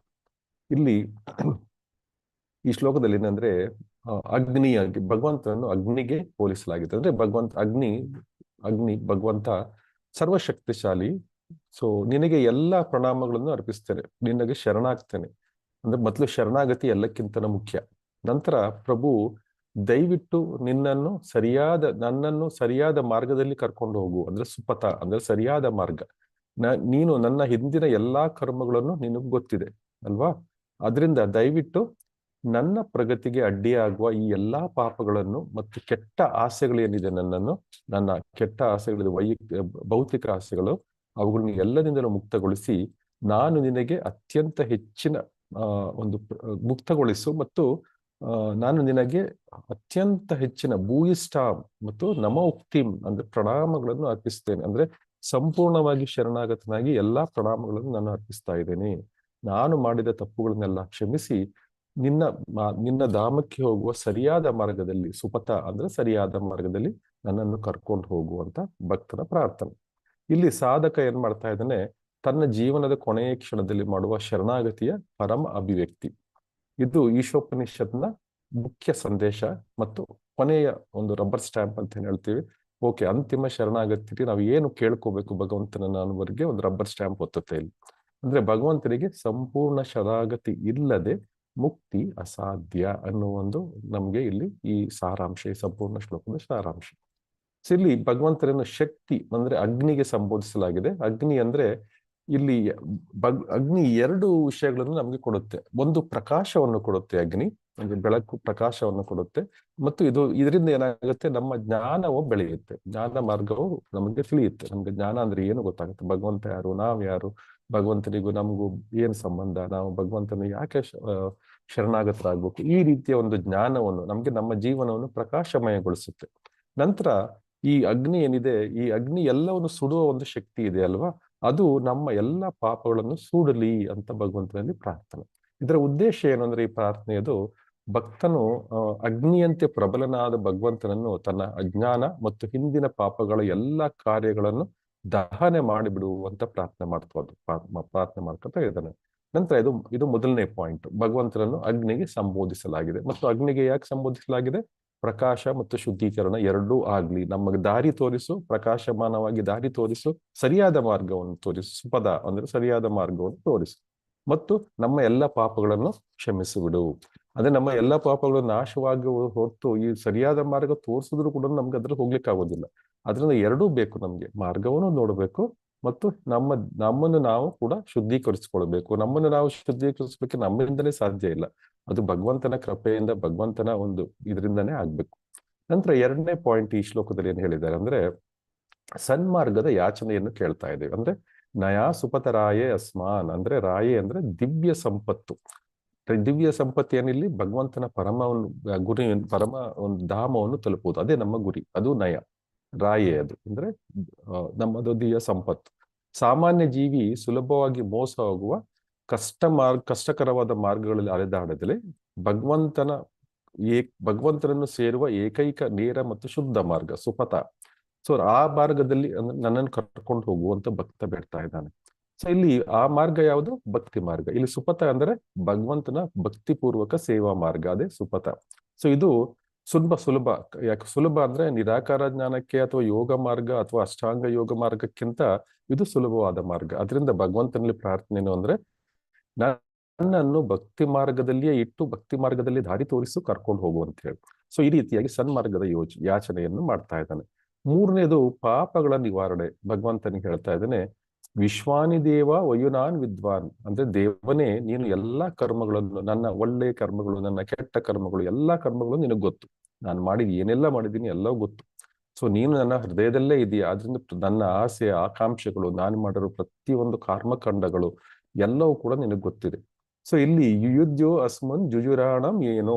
ಸೊ ನಂತರ ಆ ಪಾಪ ಕರ್ಮಗಳ ಫಲಗಳು ಏನೇನಿದ್ದಾವೋ ಅದೆಲ್ಲ ನಂಗೆ ಗೊತ್ತೇ ಇಲ್ಲ, ಏನೇನ್ ಕರ್ಮಗಳಿದಾವೋ, ಅದು ಏನೇನ್ ಆಗುತ್ತೋ ನಂಗೆ ಏನೂ ಗೊತ್ತಿಲ್ಲ. ಸೊ ಆ ಎಲ್ಲ ಅದರಿಂದ ಪಾಪಕರ್ಮಗಳಿಂದ ಬರುವ ಎಲ್ಲಾ ಪ್ರತಿಕ್ರಿಯೆಗಳನ್ನು ನನ್ನ ಪ್ರಗತಿ ಅಂದ್ರೆ ಆಧ್ಯಾತ್ಮಿಕ ಹಾದಿಯಲ್ಲಿ ಯುಯೋಧಿ ಪ್ರಾರ್ಥನೆ ಮಾಡ್ತಾ ಇದ್ದಾನೆ, ದೂರ ಇಡುವುದನ್ನ ಅಂದ್ಬಿಟ್ಟು ಪ್ರಾರ್ಥನೆ ಮಾಡ್ತಾ ಇದ್ದಾನೆ. ಸೊ ಹಿಂದಿನ ಕರ್ಮಗಳ ಭಾರವನ್ನು ನನ್ನ ಸ್ವಂತ ಶಕ್ತಿಯಿಂದ ತೆಗೆದುಹಾಕ್ಲಿಕ್ಕೆ ಅಸಾಧ್ಯ, ಯಾರಿಗೂ ಸಾಧ್ಯವಿಲ್ಲ, ಯಾವ ಬದ್ಧಾತ್ಮರಿಗೂ ಸಾಧ್ಯವಿಲ್ಲ. ಅದಕ್ಕೆ ಕೇವಲ ಭಗವಂತನ ಕರುಣೆಯೇ ಬೇಕು, ಭಗವಂತನ ಒಂದು ದೃಷ್ಟಿ ಸಾಕು ನಮ್ಗೆ. ಸೊ ಅದು ನಾಶವಾಗಿ ಹೋಗುತ್ತೆ ಎಲ್ಲಾನು. ಸೊ ಕೊನೆಗೆ ಜುಫೂರಾಣ ಅಂದ್ರೆ ಇದು ದಾರಿಗೆ ಅಡ್ಡಿಯಾಗುವ, ಅಂದ್ರೆ ಮೋಸ ಮಾಡುವ, ಅಂದ್ರೆ ನಾವು ವಕ್ರ ಮಾರ್ಗದಲ್ಲಿ ಹೋಗುವ ಒಂದು ಚಾನ್ಸಸ್ ಏನಿರುತ್ತೆ, ಅಂತಹ ಒಂದು ಆತರ ಆಗದೆ ಇಲ್ದಂಗೆ, ಅಂತಹ ಕೆಟ್ಟ ಪ್ರವೃತ್ತಿ ಆಗದೆ ಆಗಿರುವಾಗೆ, ವಕ್ರ ಮಾರ್ಗದಲ್ಲಿ ಹೋಗುವ ಪ್ರವೃತ್ತಿ ಬರದೇ ಇರುವ ಹಾಗೆ ನನ್ನ ಜೀವನದಲ್ಲಿ ನೀನು ನನ್ನನ್ನು ರಕ್ಷಿಸು ಅಂತ ಇನ್ನೊಂದು. ನಾಲ್ಕನೇ ಪಾಯಿಂಟ್ ಏನ್ ಹೇಳ್ತಾ ಇದ್ದಾರೆ ಈ ಶ್ಲೋಕದಲ್ಲಿ ಅಂದ್ರೆ, ಭಗವಂತನಿಗೆ ಇದೆಲ್ಲ ಮಾಡ್ಬೇಕು. ಭಗವಂತ ನಮ್ಗೆ ಅಂದ್ರೆ ಏನ್ ಮಾಡ್ಬೇಕು? ಭೂಯಿಷ್ಟಾಂ ತೇ ನಮ ಉಕ್ತಿ ವಿಧೇಮ. ಸೊ ಭಗವಂತನಿಗೆ ಶರಣಾಗತರಾಗ್ಬೇಕು. ಭೂಯಿಷ್ಟಾಂ ತೇ ನಮ್ಮ ವಿಧೇಮ ಅಂದ್ರೆ, ನಾನು ನಿನಗೆ ಪ್ರಣಾಮಗಳನ್ನು ಸಲ್ಲಿಸ್ತಾ ಇದ್ದೇನೆ, ಸಂಪೂರ್ಣವಾಗಿ ಶರಣಾಗ್ತಾ ಇದ್ದಾನೆ. ಆದ್ರಿಂದ ನಾನು ಶರಣಾಗಿದ್ದೇನೆ. ನನ್ನ ಎಲ್ಲ ದಾರಿಯಲ್ಲಿ ಅಡ್ಡ ಇರುವ ಎಲ್ಲ ನನ್ನ ಕರ್ಮಗಳ ಫಲಗಳು ಏನೇನು ದಾರಿಯಲ್ಲಿ ಅಡ್ಡ ಬರ್ತಾ ಇದ್ದೇವೆ ನಿನ್ನ ಧಾಮವನ್ನು ತಲುಪಲಿಕ್ಕೆ, ಆ ಅಡ್ಡಿ ಆತಂಕಗಳನ್ನೆಲ್ಲ ನೀನು ಮುಗಿಸು ಬಿಡು, ಅಂದ್ರೆ ಸುಟ್ಟು ಹಾಕು ಅಂತ ಹೇಳಿ. ಕೊನೆಗೆ ಪ್ರಣಾಮಗಳು. ಇದು ಪ್ರಣಾಮ ಕೇವಲ ಒಂದು ಭೌತಿಕ ಕ್ರಿಯೆಯಲ್ಲ, ಇದು ನಾವು ಯಾವಾಗ ಭಗವಂತನಿಗೆ ಪ್ರಣಾಮ ಮಾಡ್ತೇವೆ, ಇದು ಅಂದ್ರೆ ನನ್ನ ಸಂಪೂರ್ಣ ಆತ್ಮವನ್ನು ನಿನ್ನ ಅಧೀನಕ್ಕೆ ಕೊಡ್ತಾ ಇದ್ದೇನೆ, ಮತ್ತು ನನ್ನ ಅಹಂಕಾರವನ್ನು ತ್ಯಾಗ ಮಾಡಿ ಕೇವಲ ನಿಮಿತ್ತ ಮಾತ್ರವಾಗಿ ನಾನಿರ್ತೇನೆ. ನಿಮಿತ್ತಂ ಸವ್ಯಸಾಚಿ, ನಾನು ಕೇವಲ ನಿಮಿತ್ತ ಮಾತ್ರ ಇರ್ತೇನೆ. ನನ್ನ ಹಿಂದಿನ ಎಲ್ಲಾ ಪ್ರಯತ್ನಗಳನ್ನು ನೀನೇ, ನಾನು ಏನೇನ್ ಮಾಡಿದ್ರಿ ಎಲ್ಲವೂ ನಿನ್ನ ಕೈಯಲ್ಲಿ ಹೇಗೆ ಬೇಕು ನಿನಗೆ ಹಾಗೆ ಮಾಡ್ಕೊಂಡು ಹೋಗು ಅಂದ್ಬಿಟ್ಟು ಭಗವಂತನಿಗೆ ಶರಣಾಗತಿಯಾಗಿ ಅರ್ಪಿಸುವ ಇದು ಪ್ರಾರ್ಥನೆ. ಇದು ಕೇವಲ ಇದೆಲ್ಲ ಶ್ಲೋಕದ ಬಗ್ಗೆ.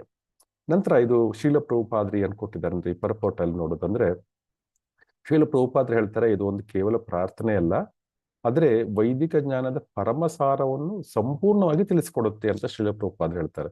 ಯಾಕಂದ್ರೆ ಶುದ್ಧ ಭಕ್ತಿ ಎಲ್ಲಕ್ಕಿಂತ ಶ್ರೇಷ್ಠ ಮತ್ತು ಸುರಕ್ಷಿತವಾದ ಮಾರ್ಗ.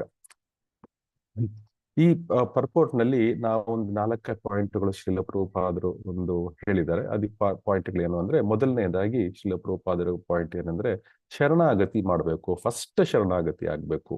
ಸೊ ನಂತರ ಇಲ್ಲಿ ಭಗವಂತನನ್ನು ಅಗ್ನಿಗೆ ಹೋಲಿಸಲಾಗಿದೆ. ಏಕೆಂದ್ರೆ ಅವನು ಶರಣಾಗತರದ ಎಲ್ಲ ಪಾಪಗಳನ್ನು ಮತ್ತು ಕಲ್ಮಶಗಳನ್ನು ದಹಿಸಿ ಬೂದಿ ಮಾಡುವ ಸಾಮರ್ಥ್ಯ ಹೊಂದಿದ್ದಾನೆ.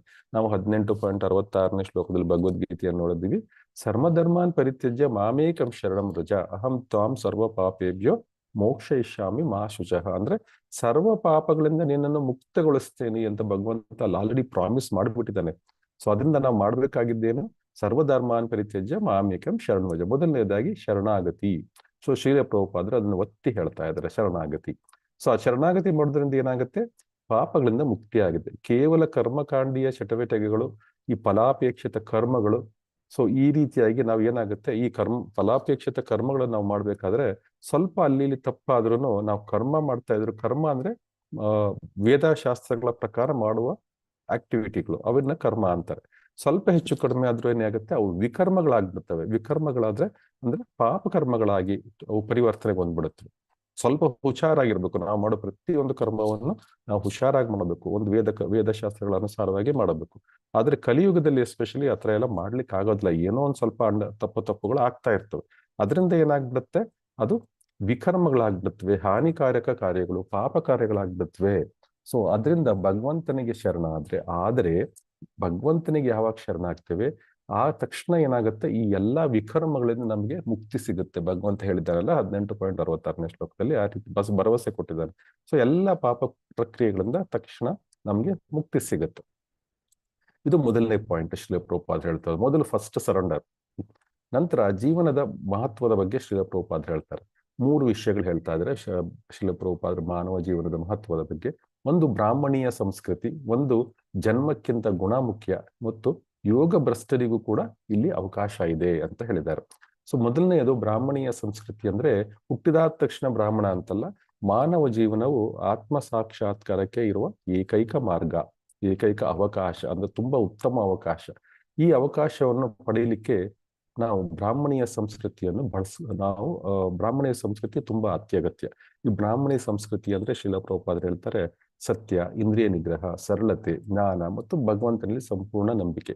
ಈ ಇಷ್ಟು ವಿಷಯಗಳು ಬೇಕು ನಮ್ಗೆ ಬ್ರಾಹ್ಮಣೀಯ ಸಂಸ್ಕೃತಿಯಲ್ಲಿ. ಸೊ ಶ್ರೀಲ ಪ್ರಭುಪಾದರು ಇದನ್ನು ಪ್ರಾಕ್ಟಿಕಲ್ ಆಗಿ ಹೇಗೆ ಇಂಪ್ಲಿಮೆಂಟ್ ಮಾಡೋದು ಅಂತ ಹೇಳಿದ್ದಾರೆ. 4 ರಿಸ್ಟ್ರಿಕ್ಟಿವ್ ಪ್ರಿನ್ಸಿಪಲ್ ಮಾಡಬೇಕು.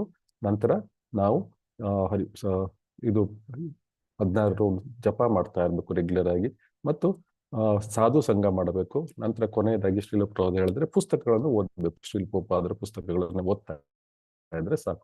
ಈ 4-5 ಐಟಮ್ ಮಾಡಿದ್ರೆ ಸಾಕು. ನಾವು ಸುಲಭವಾಗಿ ನಾವು ಈ ಬ್ರಾಹ್ಮಣೀಯ ಸಂಸ್ಕೃತಿಯನ್ನು ನಾವು ನಮ್ಮಲ್ಲಿ ಬೆಳೆಸ್ಕೊಳ್ಬಹುದು. ನಂತರ 2ನೇ ಪಾಯಿಂಟ್ ಶ್ರೀಲ ಪ್ರಭುಪಾದರು ಏನ್ ಹೇಳಿದ್ದಾರೆ ಅಂದ್ರೆ, ಜನ್ಮಕ್ಕಿಂತ ಗುಣ ಮುಖ್ಯ. ಕೇವಲ ಉತ್ತಮ ಜನ್ಮ, ಬ್ರಾಹ್ಮಣ ಕುಟುಂಬದಲ್ಲಿ ಹುಟ್ಟುಬಿಟ್ಟಿದ್ದೀನಿ ಅಂದ್ರೆ ಸಾಲದು. ಒಬ್ಬ ವ್ಯಕ್ತಿ ಬ್ರಾಹ್ಮಣನ ಮಗನಾಗಿದ್ರು ಕೂಡ ಆ ಗುಣಗಳನ್ನು ಗರ್ವಪಟ್ಟು ಗರ್ವದಿಂದ ಕಳೆದುಕೊಂಡ್ಬಿಟ್ರೆ, ಕರ್ತವ್ಯವನ್ನು ನಿರ್ಲಕ್ಷ್ಯ ಮಾಡಿದ್ರೆ, ತನ್ನ ಬ್ರಾಹ್ಮಣೀಯ ಕರ್ತವ್ಯಗಳಿಂದವೇ ಅವುಗಳನ್ನು ನಿರ್ಲಕ್ಷ್ಯ ಮಾಡಿದ್ರೆ ಏನಾಗುತ್ತಾನೆ, ಅವನು ಆತ್ಮ ಸಾಕ್ಷಾತ್ಕಾರದ ಮಾರ್ಗದಿಂದ ಪತನಗೊಂಡು ಬಿಡ್ತಾನೆ. ಸೊ ಆದ್ರಿಂದ ನಾವು ಯಾವಾಗ್ಲೂ ಈ 4 ರಿಸ್ಟ್ರಿಕ್ಟಿವ್ ಪ್ರಿನ್ಸಿಪಲ್ ಮಾಡ್ತಾ ಇರ್ಬೇಕು, ಮತ್ತು ನಾವು ಶ್ರೀಮದ್ ಭಾಗವತ ಈ ಅಪೌರುಷೇಯ ಗ್ರಂಥವನ್ನು ಓದ್ತಾ ಇರ್ಬೇಕು, ಮತ್ತು ಸಾಧು ಸಂಘ ಮಾಡ್ತಾ ಇರ್ಬೇಕು. ನಂತರ ಶ್ರೀಲ ಪ್ರಭುಪಾದರು ಇನ್ನೊಂದು ಪಾಯಿಂಟ್ ಹೇಳಿದ್ದಾರೆ, ಯೋಗ ಭ್ರಷ್ಟರಿಗೂ ಕೂಡ ಇಲ್ಲಿ ಅವಕಾಶ ಇದೆ. ಇದು ಭಗವದ್ಗೀತೆಯಲ್ಲಿ ಭಗವಂತನ ಹೇಳಿದ್ದಾನೆ, ಯಾವ ಆತ್ಮಗಳು ಯೋಗ ಮಾರ್ಗದಿಂದ ಪತನಗೊಳ್ಳುತ್ತೇವೆ ಅವುಗಳಿಗೆ ಏನು ಒಂದು ದಾರಿ ಸಿಗುತ್ತೆ, ಏನಾಗುತ್ತೆ ಅವರಿಗೆ ಅನ್ನುವುದರ ಬಗ್ಗೆ ಭಗವಂತನೇ ಹೇಳಿದ್ದಾನೆ. ಅಲ್ಲಿ ಇಲ್ಲ ಅವರು ಶುದ್ಧ ಬ್ರಾಹ್ಮಣರ ಇದರಲ್ಲಿ ಹುಟ್ಟುತ್ತಾರೆ, ಪರಿವಾರಗಳಲ್ಲಿ ಹುಟ್ಟುತ್ತಾರೆ, ಅಥವಾ ಶ್ರೀಮಂತ ವರ್ತಕರ ಕುಟುಂಬಗಳಲ್ಲಿ ಅವ್ರಿಗೆ ಜನ್ಮ ಸಿಗುತ್ತೆ. ಸೊ ಆವಾಗ ಅವರು ಎಲ್ಲಿ ಪತನಗೊಂಡಿರ್ತಾರೆ ಅಲ್ಲಿಂದ ಮುಂದುವರ್ಸ್ಕೊಂಡು ತಮ್ಮ ಭಕ್ತಿ ಒಂದು ಸಾಧನೆಯನ್ನು ಮುಂದುವರ್ಸ್ಕೊಂಡು ಹೋಗ್ಬೋದು. ಸೊ ಆದ್ರೆ ಜನ ಏನ್ ಮಾಡ್ತಾರೆ, ಅಲ್ಲಿ ಶ್ರೀಮಂತರ ಮನೆಯಲ್ಲಿ ಅಥವಾ ಶುದ್ಧ ಬ್ರಾಹ್ಮಣರ ಮನೆಯಲ್ಲಿ ಹುಟ್ಟಿದಾಗ ಆ ಅವಕಾಶವನ್ನು ಸದುಪಯೋಗ ಪಡಿಸ್ಕೊಳ್ಬೇಕು. ನಾವು ಕೆಟ್ಟವಾಗಿ ಬೆಳೆಸ್ಕೊಂಡ್ರೆ ಅದು ನಮಗೆ ಒಂದು ಮಾರಕವಾಗಿ ಪರಿಣಾಮಗೊಳ್ಳುತ್ತೆ. ಇದು ಮಾನವ ಜೀವನದ ಮಹತ್ವ. ನಂತರ ಶ್ರೀಲ ಪ್ರಭುಪಾದರು 3ನೇ ಪಾಯಿಂಟ್ ಏನ್ ಹೇಳ್ತಾರೆ ಅಂದ್ರೆ, ಭಕ್ತಿಗೆ ಎಷ್ಟು ಶಕ್ತಿ ಇದೆ ಮತ್ತು ಭಗವಂತನ ಕೃಪೆ ಎಷ್ಟಿದೆ ಅಂದ್ಬಿಟ್ಟು. ಇದು ಮೊದಲನೆಯದಾಗಿ ಮೂಲಭೂತ ಹಂತಗಳ ಅತಿಕ್ರಮಣದ ಬಗ್ಗೆ ಭಕ್ತಿಯ ಶಕ್ತಿಯಲ್ಲಿ ಶ್ರೀಲ ಪ್ರಭುಪಾದರು ಮಾತಾಡ್ತಾರೆ. ಅಂದ್ರೆ ಜ್ಞಾನವನ್ನು ಬೆಳೆಸಿಕೊಂಡು ಅನೇಕ ಜನ್ಮಗಳ ನಂತರ ಭಗವಂತನಿಗೆ ಶರಣವಾಗುವುದು ಸಾಮಾನ್ಯ ವಿಧಾನ. ಅಂದ್ರೆ ಬಹುನಾನಾಂ ಜನ್ಮನಾಮಂತೆ ಜ್ಞಾನವಾನಾಂ ಪ್ರಪದ್ಯತೆ ವಾಸುದೇವಂ ಸರ್ವಮಿತಿ ಸ ಮಹಾತ್ಮ ಸುದುರ್ಲಭ. ಆದ್ರೆ ಇದು ಸಾಮಾನ್ಯ ಅಂತೆ ಅದು. ಆದರೆ ಈ ಮಂತ್ರದಲ್ಲಿ ಹೇಳಿರುವಂತೆ ಒಬ್ಬ ಭಕ್ತ ಪ್ರಾರಂಭದಲ್ಲೇ ಶರಣಾಗಿ ಎಷ್ಟೋ ಜನ್ಮಗಳು ಜ್ಞಾನವನ್ನು ಬೆಳೆಸ್ಕೊಂಡು ಶರಣಾಗತ ಆಗೋ ಟೈಮ್ ವೇಸ್ಟ್ ಮಾಡೋ ಬದಲು ತಕ್ಷಣವೇ ಶರಣಾಗ್ಬಿಟ್ರೆ, ಈ ಕ್ಷಣದಲ್ಲಿ ನಾವು ಶರಣಾಗ್ಬಿಟ್ರೆ, ಪ್ರಾರಂಭದಲ್ಲಿ ಶರಣ ಆದ್ರೆ ಅವನಿಗೆ ಇದೆಲ್ಲ ಕರ್ಮಕಾಂಡ ಜ್ಞಾನಕಾಂಡ ಇವೆಲ್ಲವನ್ನು ಮೀರಿ ಹೋಗ್ತಾನೆ, ತಕ್ಷಣದಲ್ಲೇ ಮೀರಿ ಬಿಡ್ತಾನೆ. ಸೊ ಈ ಶರಣಾಗತನ ಆಗ್ಬೇಕಷ್ಟೆ. ನಂತರ ಭಕ್ತನಿಗೆ ವಿಶೇಷ ಶಕ್ತಿ ಕೊಡ್ತಾನೆ ಭಗವಂತ. ಯಾರು ಭಕ್ತಿ ಮಾರ್ಗದಲ್ಲಿ ಇರ್ತಾನೆ ಭಕ್ತಿ, ಅವನಿಗೆ ಪಾಪ ಪ್ರತಿಕ್ರಿಯೆಗಳ ಸಾಧ್ಯತೆ ತುಂಬಾ ಕಡಿಮೆ. ಯಾಕಂದ್ರೆ ಭಕ್ತನು ಬ್ರಾಹ್ಮಣೀಯ ಎಲ್ಲ ಗುಣಗಳನ್ನು ತಂತಾನೆ ಮತ್ತು ಅರ್ಹತೆಗಳನ್ನು ಸಾಧನೆ ಮಾಡ್ತಾ ಮಾಡ್ತಾ ಪಡ್ಕೊಳ್ತಾ ಹೋಗ್ತಾನೆ. ಅದರಿಂದ ಜನ್ಮದಿಂದ ಬ್ರಾಹ್ಮಣನ ಆಗದೇ ಇದ್ರು ಕೂಡ ಭಕ್ತಿ ಮಾಡ್ತಾ ಇದ್ರೆ ಅವನು ಬ್ರಾಹ್ಮಣನ ಎಲ್ಲಾ ಗುಣಗಳನ್ನು ಪಡ್ಕೊಳ್ತಾನೆ ಮತ್ತು ಅರ್ಹತೆಗಳನ್ನು ಪಡೆಯುತ್ತಾನೆ. ಸೊ ನಾವು ಹಿಂದಿನ ಇದರಲ್ಲಿ ನೋಡಿದ್ವಿ, ಶ್ರೀಲ ಪ್ರಭುಪಾದರು ಹೇಳಿದ್ರು ಶ್ಲೋಕದಲ್ಲಿ, ಯಾರು ಬ್ರಾಹ್ಮಣನ ಗುಣದಲ್ಲಿ ಇರ್ತಾನೆ ಅವನ ಪಾಪ ಕರ್ಮಗಳು ಮಾಡುವ ಸಾಧ್ಯತೆಗಳು ತುಂಬಾ ಕಡಿಮೆ ಅಂತ ಹೇಳ್ತಾ ಇದ್ದಾರೆ. ಸೊ ಭಾಗವತಮಲ್ಲಿ ಕೂಡ ನಾವು 4 ಶ್ಲೋಕ ನಡೆದ್ವಿ. 1, 2, 17ರಿಂದ 1, 2, 20 ಶ್ಲೋಕದಲ್ಲಿಗೂ ಕೂಡ ಅದೇ ಒಂದು ಅರ್ಥವನ್ನು ಬರುವ ಶ್ಲೋಕಗಳನ್ನು ಭಗವಂತ ಹೇಳಿದ್ದಾನೆ. ಇಲ್ಲಿ ಮುಂದಿನದು ಭಗವಂತ ಸರ್ವಶಕ್ತ. ಭಗವಂತನ ಸರ್ವಶಕ್ತನಾಗಿರುವ ಕಾರಣದಿಂದ ಯಾವ ವ್ಯಕ್ತಿ ಬ್ರಾಹ್ಮಣದಲ್ಲಿ ಹುಟ್ಟಿದ್ರು ಕೂಡ ಅವನು ಸರಿಯಾಗಿ ಬ್ರಾಹ್ಮಣೀಯ ಒಂದು ಕ್ವಾಲಿಟೀಸ್ ಡೆವಲಪ್ ಮಾಡ್ಕೊಳ್ತಾ ಇದ್ರೆ ಅವನು ಕ್ಷುಲ್ಲಕನಾಗಿ ಹೋಗ್ಬೋದು. ಅಥವಾ ಯಾರು ಕಡಿಮೆ ಜನ್ಮದಲ್ಲಿ ಹುಟ್ಟಿದ್ರು ಕೂಡ ಅವನು ಶುದ್ಧ ಭಕ್ತಿ ಮಾಡ್ತಾ ಇದ್ರೆ ಅವನು ಅರ್ಹ ಬ್ರಾಹ್ಮಣನಿಗಿಂತಲೂ ಶ್ರೇಷ್ಠನನ್ನಾಗಿ ಭಗವಂತ ಮಾಡ್ಲಿಕ್ಕೆ ಸಾಧ್ಯ. ಭಗವಂತನಿಗೆ ಏನು ಬೇಕಾದ್ರೂ ಮಾಡಬಹುದು ಭಗವಂತ. ಸೊ 4ನೇ ಪಾಯಿಂಟ್ ಶ್ರೀಲ ಪ್ರಭುಪಾದರು ಹೇಳ್ತಾರೆ, ಆಂತರಿಕ ಶಕ್ತಿ ಮತ್ತು ಆಂತರಿಕ ಮಾರ್ಗದರ್ಶನ ಮತ್ತು ಬಾಹ್ಯ ಮಾರ್ಗದರ್ಶನದ ಬಗ್ಗೆ ಶ್ರೀಲ ಪ್ರಭುಪಾದರು ಇಲ್ಲಿ ಮಾತಾಡಿದ್ದಾರೆ. ಮೊದಲನಾಗಿ ಆಂತರಿಕ ಮಾರ್ಗದರ್ಶನ ಅಂದ್ರೆ ಭಗವಂತನು ಎಲ್ಲರ ಹೃದಯಸ್ಥನಾಗಿ ನೆಲೆಸಿದ್ದಾನೆ. ಶ್ರೀರುದ್ರಕ ಶಾಹಿ ವಿಷ್ಣುವಾಗಿ ಭಗವಂತ ಎಲ್ಲರ ಹೃದಯದಲ್ಲಿ ನೆಲೆಸಿದ್ದಾನೆ. ಆದರೆ ಭಕ್ತನು ಆ ಹೃದಯಸ್ಥ ವಿಷ್ಣುವಾಗಿ ಎಲ್ಲರಿಗೂ ಸರಿಯಾದ ಮಾರ್ಗವನ್ನು ಸೂಚಿಸ್ತಾನೆ. ಭಕ್ತನು ಆಕಸ್ಮಿಕವಾಗಿ ತಪ್ಪು ಮಾಡಿದ್ರು ಅಂದ್ರೆ ವಿಕರ್ಮ ಮಾಡಿದ್ರು ಕೂಡ ಭಗವಂತನಿಗೆ ಅವನು ಭಕ್ತ ಪ್ರಿಯರಾಗಿರ್ತಾನಲ್ವಾ, ಅದರಿಂದ ತನ್ನ ಭಗವಂತನ ಹೃದಯದಲ್ಲಿ ಕೂತ್ಕೊಂಡೆ ಭಕ್ತನ ತಪ್ಪುಗಳನ್ನು ಸರಿಪಡಿಸ್ತಾನೆ. ಮತ್ತು ಆ ತಪ್ಪುಗಳಿಂದ ಏನು ಈ ಹೃದಯ ಕಲ್ಮಶಗಳು ಬಂದಿದ್ದಾವೆ ಆ ಕಲ್ಮಶಗಳನ್ನು ಕೂಡ ಹೋಗ್ಲಾಡಿಸ್ಬಿಡ್ತಾನೆ. ಇಲ್ಲಿ ಸ್ವಪಾದ ಮೂಲಂ ಭಜತ ಪ್ರಿಯಸ್ಯ ತ್ಯಕ್ತ್ಯ ಅನ್ಯಭಾವಸ್ಸ ಹರಿ ಪರೇಶಃ ವಿಕರ್ಮಯ ಚೋತ್ಪತಿತಂ ಕಥಿಜಿತ್ ದುನೋತಿ ಸರ್ವಂ ಹೃದಯ ಸನ್ನಿವಿಷ್ಟ. ಯಾವ ಭಕ್ತನು ಹರಿಯ ಚರಣ ಕಮಲನಿಗೆ ಸಂಪೂರ್ಣವಾಗಿ ಶರಣಾಗಿದ್ದಾನೋ ಮತ್ತು ಎಲ್ಲರ ಇತರ ಆಸಕ್ತಿಗಳನ್ನು ತ್ಯಜಿಸಿದ್ದಾನೋ, ಅನ್ಯ ಭಾವ ಇಲ್ಲದ ತ್ಯಜಿಸಿದ್ದಾನೋ ಅಂತಹನು ಪರಮೇಶ್ವರನಾದ ಹರಿಯು ಅವನಿಗೆ ಬಹಳ ಪ್ರಿಯ ಆಗಿರ್ತಾನೆ. ಒಂದು ವೇಳೆ ಅಂತಹ ಭಕ್ತನು ಆಕಸ್ಮಿಕವಾಗಿ ವಿಕರ್ಮದಲ್ಲಿ ವಿಕರ್ಮ ಅಂದ್ರೆ ವೇದದ ವಿರುದ್ಧ ಕಾರ್ಯ ಮಾಡಿದ್ರು ಕೂಡ ಭಗವಂತನು ಅವನ ಹೃದಯದಲ್ಲಿ ಇರುವುದರಿಂದ ಅದನ್ನು ಸಂಪೂರ್ಣವಾಗಿ ನಿವಾರಿಸ್ತಾನೆ. ಸೊ ಶ್ರೀಲ ಪ್ರಭುಪಾದರು ಹೇಳ್ತಾರೆ, ಈ ಶ್ಲೋಕ ಏನಿದೆ ಇದು ಅನನ್ಯ ಭಕ್ತಿಯ ಶಕ್ತಿ ಮತ್ತು ಭಗವಂತನು ತನ್ನ ಭಕ್ತರಿಗೆ ನೀಡುವ ಕರುಣಾಮಯಿ ಪ್ರೇಮದ ಒಂದು ಆಳ ಏನಿದೆ ಅದರ ಬಗ್ಗೆ ಹೇಳ್ತಾ ಇದೆ. ಸೊ ನಂತರ ಇನ್ನೊಂದು ಶ್ಲೋಕ ಏನಿದೆ ಇಲ್ಲಿ ಭಗವಂತನ ಪ್ರೀತಿ ಮತ್ತು ಶುದ್ಧೀಕರಣ. ಈ ಶ್ಲೋಕದಲ್ಲಿ ಭಗವಂತನ ಕರುಣೆಯ ಪರಾಕಾಷ್ಠೆಯನ್ನು ತೋರಿಸುತ್ತೆ. ಒಬ್ಬ ಭಕ್ತನಿಗೆ ಸದ್ಗುಣಗಳನ್ನು ಪಡೆಯುವುದು ಮತ್ತು ಪಾಪಗಳನ್ನು ಮುಕ್ತನಾಗುವುದು ಏಕೆ ಸುಲಭ ಅಂತ ನಮಗೆ ಈ ಶ್ಲೋಕದಿಂದ ಕಾಣ್ಲಿಕ್ಕೆ ಸಿಗುತ್ತೆ. ಸೊ ಇನ್ನೊಂದು ಅಂದ್ರೆ ಶುದ್ಧ ಭಕ್ತಿ 2 ಲಕ್ಷಣಗಳಿದ್ದಾವೆ. ಒಂದು ಸ್ವಪಾದ ಮೂಲ ಭಜತಃ, ಇನ್ನೊಂದು ತ್ಯಕ್ತ್ಯ ಅನನ್ಯ ಭಾವಸ್ಯ. ಮೊದಲನೆಯಾಗಿ ಸ್ವಪಾದ ಮೂಲಂ ಅಂದ್ರೆ ಭಕ್ತನು ಭಗವಂತನ ಚರಣ ಕಮಲಗೆ ಪಾದ ಮೂಲಂ ನಿರಂತರವಾಗಿ ಸೇವೆ ಸಲ್ಲಿಸ್ತಾನೆ. ಇದರ ಅರ್ಥ ಏನು ಅಂದ್ರೆ ಭಗವಂತನು ಭಕ್ತ ಆರಾಧನೆಯ ಮೂಲಕ ಭಗವಂತನನ್ನೇ ಹೊಂದಿರ್ತಾನೆ. ಮತ್ತು ತ್ಯಕ್ತ್ಯ ಅನ್ಯ ಭಾವಸ್ಯ, ಇತರ ಎಲ್ಲಾ ಆಸಕ್ತಿಗಳನ್ನು ಅನ್ಯ ಭಾವಗಳನ್ನು ತ್ಯಜಿಸಿದ್ದಾನೆ. ಅಂದ್ರೆ ಬೇರೆ ಏನು ಬೇಕಿಲ್ಲ ಅವನಿಗೆ, ಐಹಿಕದ ಒಂದು ಯಾವುದೇ ಅವಶ್ಯಕತೆಗಳು ಅವನು ಭಗವಂತನಲ್ಲಿ ಕೇಳ್ಕೊತಾ ಇಲ್ಲ. ಅವನು ಕೇಳ್ತಾ ಇರೋದೇನಂದ್ರೆ ಅವನಿಗೆ ಮೋಕ್ಷ ಬೇಡ, ಐಶ್ವರ್ಯ ಬೇಡ, ಇಂದ್ರಿಯ ಭೋಗ ಎಂಥದ್ದು ಕೇಳ್ತಾ ಇಲ್ಲ. ಅವನು ಏಕೈಕ ಅವನು ಕೇಳ್ತಾ ಇರೋದಂದ್ರೆ ನಿನ್ನ ಪಾದಕಮಲಗಳನ್ನು ಪ್ರೀತಿಸಿ ನಿನ್ನ ಸೇವೆ ಮಾಡೋದು ಹೇಗೆ ಅನ್ನೋದ್ರ ಬಗ್ಗೆ ನನಗೆ ತಿಳಿಸ್ಕೊಡು ಅನ್ನೋದು ಭಕ್ತನ ಒಂದೇ ಒಂದು ಪ್ರಾರ್ಥನೆ. ಸೊ ಆದ್ರಿಂದ ಈ 2 ಗುಣಗಳಿರುವುದರಿಂದ ಭಗವಂತನಿಗೆ ಭಕ್ತ ತುಂಬಾ ಪ್ರಿಯನಾಗ್ತಾನೆ. ಬಹಳ ಪ್ರೀತಿ ಪಾತ್ರನಾಗಿರ್ತಾನೆ. ಸೊ ಕೊನೆಗೆ ಈಗ ವಿಕರ್ಮ ಬೈ ಮಿಸ್ಟೇಕ್ ಏನಾದ್ರು ವಿಕರ್ಮ ಮಾಡ್ಬಿಡ್ತು ಅಂದ್ರೆ ಮಾಡೋದಿಲ್ಲ ಭಕ್ತ, ಆದ್ರೆ ಆಕ್ಸಿಡೆಂಟಲ್ ಆಗಿ ಏನಾದ್ರು ಆಗೋಯ್ತು ಅಂದ್ರೆ ಅದೇನಾಗುತ್ತೆ, ವೇದಗಳ ನಿರ್ದೇಶನಕ್ಕೆ ವಿರುದ್ಧವಾದ ಅಥವಾ ಮಾಯೆ ಪ್ರಭಾವದಿಂದ ಮಾಡುವ ಪಾಪ ಕಾರ್ಯಗಳು. ಸೊ ಈ ಮಾಯೆ ಹೇಗೆ ಅಂದ್ರೆ ಇದು ನಾವು ಯಾವಾಗ ಭಕ್ತಿ ಮಾರ್ಗದಲ್ಲಿ ಹೋಗ್ಲಿಕ್ಕೆ ಪ್ರಯತ್ನ ಪಡ್ತೇವೆ, ಇದು ಶ್ರೀಲ ಪ್ರಭುಪಾದರು ಹೇಳ್ತಾ ಇದ್ರೆ ನಾವು ಮಾಯೆಯ ವಿರುದ್ಧವಾಗಿ ಒಂದು ಯುದ್ಧವನ್ನು ಸಾರಿದ ಹಾಗೆ ಅಂತ ಹೇಳಿ. ಸೊ ಯಾವಾಗ ನಾವು ಯುದ್ಧವನ್ನು ಸಾರ್ತೇವೆ ಮಾಯೆಯ ವಿರುದ್ಧವಾಗಿ, ಮಾಯೆ ಕೂಡ ನಮ್ಮ ಮೇಲೆ 101 ಕಷ್ಟಗಳನ್ನು ಕೊಡ್ತಾಳೆ. ಸೊ ಉದಾಹರಣೆಗೆ ನಮ್ಮ ಒಂದು ಆಚಾರ್ಯರು ಹೇಳ್ತಾ ಇದ್ರು, ಮಾಯೆ ಏನ್ ಮಾಡ್ತು, ಆದ್ರೆ ಭಗವಂತ ಇನ್ನೂ ಕರುಣಾಮಯಿ. ಮಾಯೆ ಏನ್ ಮಾಡುತ್ತೆ, ಒಂದು ಕಷ್ಟ ಕೊಟ್ರೆ ಭಗವಂತ 100 ದಾರಿ ತೋರಿಸ್ತಾನೆ ಅದರಿಂದ ತಪ್ಪಿಸ್ಕೊಳ್ಳಕ್ಕೆ. ಉದಾಹರಣೆಗೆ ನಾವು ಇದರಿಂದ ನೋಡ್ಬೋದು, ಯಾವುದು ನಾವು ಕರೋನಾ ಟೈಮಲ್ಲಿ ನೋಡ್ಬೋದು, ಮನೆ ಹತ್ರದಿರೋ ಒಂದು ದೇವಸ್ಥಾನಕ್ಕೆ ಹೋಗ್ತಾ ಇದ್ವಿ, ಇಸ್ಕಾನ್ ದೇವಸ್ಥಾನ ಇರ್ಬೋದು, ಇಲ್ಲೊಂದು ದೇವಸ್ಥಾನ ಇರ್ಬೋದು, ಯಾವುದೋ ಒಂದು ದೇವಸ್ಥಾನಕ್ಕೆ ಹೋಗ್ತಾ ಇದ್ವಿ. ಆದ್ರೆ ಯಾವಾಗ ಇದು ಕರೋನಾ ಬಂತು, ಈ ಮಾಯೆಯಿಂದ ಪ್ರಭಾವದಿಂದ ಯಾವಾಗ ಕರೋನಾ ಬಂತು, ಆ ದೇವಸ್ಥಾನಕ್ಕೂ ಹೋಗೋದು ನಿಂತೋಯ್ತು. ಆದ್ರೆ ಭಗವಂತ ಏನ್ ಮಾಡ್ದ, ಈ ಎಲ್ಲಾ ಇಸ್ಕಾನ್ ಟೆಂಪಲ್ಗಳು ಏನ್ ಮಾಡುದು, ಲೋಕದಲ್ಲಿರುವ ಎಲ್ಲಾ ಇಸ್ಕಾನ್ ಟೆಂಪಲ್ಗಳು ಆನ್ಲೈನ್ ಹೊಟ್ಟೋದ್ವು. ಸೊ ಅಂದ್ರೆ ಇವಾಗ ನೀವು ಬೆಳಿಗ್ಗೆ 4 ಗಂಟೆಯಿಂದ ಶುರು ಮಾಡಿದ್ರೆ 24 ಗಂಟೆನೂ ನೀವು ಒಂದಲ್ಲ ಒಂದು ದೇವಸ್ಥಾನದಲ್ಲಿ ಈ ಭೂಮಿಯ ಯಾವುದೇ ಒಂದಲ್ಲ ಒಂದು ದೇವಸ್ಥಾನದಲ್ಲಿ ಮಂಗಳಾರತಿ ನಡೀತಾನೆ ಇರುತ್ತೆ. ಸೊ 24 ಗಂಟೆ ನಿಮ್ಗೆ ಭಗವಂತನ ದರ್ಶನ ಮಾಡುವುದು ಲೈವ್, ನಿಮ್ ಮನೆಯಲ್ಲೇ ಕೂತ್ಕೊಂಡು ದರ್ಶನ ಮಾಡುವ ಅವಕಾಶ ಮಾಡಿಕೊಟ್ಟ ಭಗವಂತ. ಸೊ ಅಂದ್ರೆ ಇದು ಒಂದು ಸಮಸ್ಯೆ ಕ್ರಿಯೇಟ್ ಮಾಡಿದ್ರೆ ವಿಕರ್ಮದಿಂದ ಫಲವಾಗಿ ನಿಮಗೆ ಭಗವಂತ ಅದನ್ನು ನಿಮ್ಮ ಭಕ್ತರಾಗಿದ್ರೆ ಅದನ್ನು ನಿಮಗೆ ಅದರಿಂದ ತೆಗೆದು 1000 ಒಂದು ಆಪರ್ಚುನಿಟೀಸ್ ಕೊಡ್ತಾನೆ ಅದರಿಂದ ತಪ್ಪಿಸ್ಕೊಳ್ಳಿಕ್ಕೆ. ಸೊ ಈ ರೀತಿಯಾಗಿ ಕೇವಲ ಅಂದ್ರೆ ಕೇವಲ ಒಂದು ಆಕಸ್ಮಿಕವಾಗಿ ಶುದ್ಧ ಭಕ್ತನು ಉದ್ದೇಶಪೂರ್ವವಾಗಿ ಪಾಪ ಮಾಡೋದಿಲ್ಲ, ಆದ್ರೆ ಅವನು ಭೌತಿಕ ದೇಹದಲ್ಲಿ ಇರೋದ್ರಿಂದ ಆಕಸ್ಮಿಕವಾಗಿ ಅಥವಾ ಅಜಾರುಕತೆಯಿಂದ ಅಥವಾ ಏನಾದ್ರೂ ವಿಕರ್ಮ ಆಗ್ಬಿಡುತ್ತೆ. ಉತ್ಪತ್ತಿತಮ್ ಏನಾದ್ರೂ ಈ ರೀತಿಯಾಗಿ ಉತ್ಪತ್ತಿತಮ್ ಏನಾದ್ರು ವಿಕರ್ಮ ಉತ್ಪತ್ತಿತ ಆದ್ರೂ ಕೂಡ ಭಗವಂತ ಅದನ್ನು ಭಕ್ತನಿಗೋಸ್ಕರ ನಿಭಾಯಿಸ್ತಾನೆ. ಇಲ್ಲಿ ನಾವು ಇದಿಷ್ಟು ನಾವು ಏನೀಗ ಡಿಸ್ಕಸ್ ಮಾಡಿದ್ವಿ, ಇದು ಕೇವಲ ಪ್ರಮುಖ ಸೂಚನೆ ಅಂತ ಹೇಳ್ತಾರೆ ಶ್ರೀಲ ಪ್ರಭುಪಾದರು. ಇದು ಕೇವಲ ಭಕ್ತರಿಗೆ ಮಾತ್ರ ಅನ್ವಯಿಸುತ್ತೆ, ಶುದ್ಧ ಭಕ್ತರಿಗೆ ಮಾತ್ರ ಅನ್ವಯಿಸುತ್ತೆ. ಉದ್ದೇಶಪೂರ್ವಕವಾಗಿ ಪಾಪ ಮಾಡಿ ನಂತರ ಭಗವಂತನ ನಾಮವನ್ನು ಜಪಿಸಿ ಮುಕ್ತರಾಗ್ಲಿಕ್ಕೆ ಪ್ರಯತ್ನಿಸ್ತಾರಲ್ಲ, ಅಂತವರಿಗೆ ಇದೆಲ್ಲ ಅನ್ವಯಿಸುವುದಿಲ್ಲ. ಸೊ ಇದು ಹೇಳ್ತಾ ಇದ್ದಾರಲ್ಲ, ನಾವು ಬೆಳಗ್ಗೆ 10 ಅಫೆನ್ಸಸ್ ಅಲ್ಲ, ಇದು ಕೂಡ ಒಂದು ಅಫೆನ್ಸ್. ಇದೇನು ಭಗವಂತನ ನಾಮದ ಬಲದ ಮೇಲೆ ಪಾಪಗಳನ್ನು ಮಾಡುವುದು, ಅದು ಅತ್ಯಂತ ದೊಡ್ಡ ತಪ್ಪು ಕೆಲಸ. ಸೊ ನಂತರ ಭಗವಂತ ಆಂತರಿಕವಾಗಿ ರಕ್ಷಣೆ ಕೊಡ್ತಾನೆ. ಇದು ಶ್ಲೋಕದ ಮಹತ್ವದ ಭಾಗ.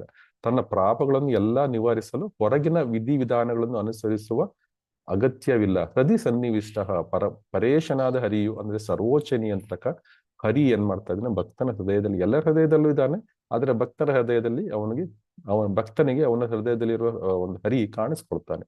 ದುನೋತಿ ಸರ್ವಂ ಅಂದ್ರೆ ಭಗವಂತನು ತನ್ನ ಹೃದಯದೊಳಗಿಂದನೇ ಆ ತಪ್ಪನ್ನು, ಆ ದುರ್ಬಲತೆ ಏನಿದೆ ಭಕ್ತನದ್ದು ಅದನ್ನು ತೊಲಗಿಸ್ತಾನೆ. ದುನೋತಿ ಅಂದ್ರೆ ಶುದ್ಧೀಕರಿಸುವುದು. ಹೀಗಾಗಿ ಭಕ್ತನಿಗೆ ತನ್ನ ಆಂತರಿಕ ನ್ಯೂನತೆ ಏನಿದೆ ಅವೆಲ್ಲ ಸರಿಪಡಿಸ್ಕೊಳ್ಳಿಕ್ಕೆ ಭಗವಂತ ಸಮೃದ್ಧಿ ಮತ್ತು ಶಕ್ತಿ ಎರಡನ್ನೂ ಕೊಡ್ತಾನೆ. ನಂತರ ಆ ಭಕ್ತನ ಮನಸ್ಸನ್ನು ಸರಿಯಾದ ಮಾರ್ಗದರ್ಶನ ನೀಡಿ ಮತ್ತೆ ಅವನು ಅಂತಹ ತಪ್ಪುಗಳನ್ನು ಮಾಡದಂತೆ ಭಗವಂತ ನಿರ್ದೇಶನ ಕೊಡ್ತಾನೆ. ಸೊ ಇದು ಆಂತರಿಕ ಮಾರ್ಗದರ್ಶನ.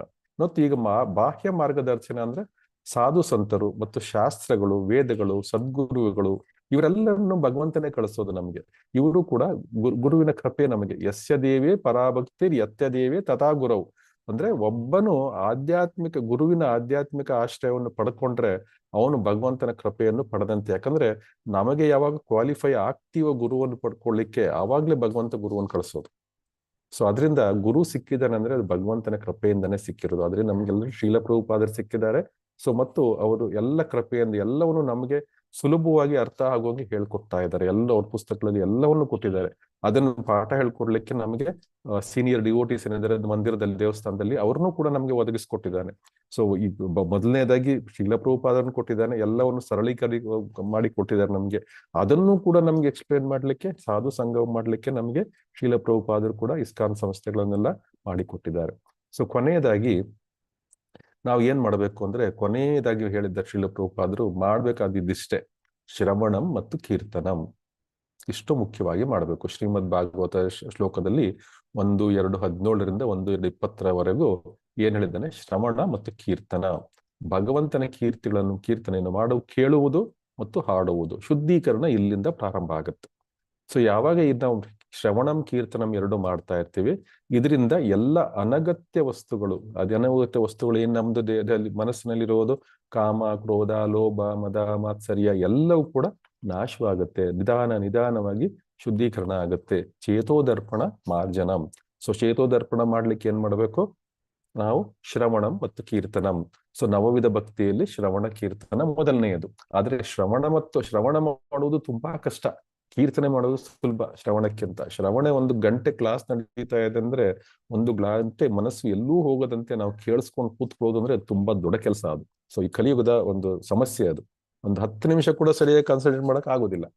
ಸೊ ಆದ್ರಿಂದ ನಾವು ಯಾವಾಗ ಶ್ರವಣ ಮಾಡ್ತಾ ಶ್ರವಣ ಮತ್ತು ಕೀರ್ತನೆ ನಾವು ಯಾವಾಗ ಒಂದು ಚಾಂಟಿಂಗ್ ಎಲ್ಲ ಮಾಡ್ತೀವಿ ರೆಗ್ಯುಲರ್ ಆಗಿ, ಇದರಿಂದ ಏನಾಗುತ್ತೆ, ಈ ಎಲ್ಲ ಅನರ್ಥಗಳು, ಮನಸ್ಸಿನಲ್ಲಿರುವ ಎಲ್ಲ ಅನರ್ಥಗಳು, ಕಾಮ, ಕ್ರೋಧಿ ಇತ್ಯಾದಿಗಳು ಎಲ್ಲವೂ ನಾಶವಾಗುತ್ತೆ. ನಿಧಾನವಾಗಿ ನಮ್ಮ ಮನಸ್ಸಿನಲ್ಲಿ ಭಕ್ತಿ ಸ್ಥಿರವಾಗುತ್ತದೆ.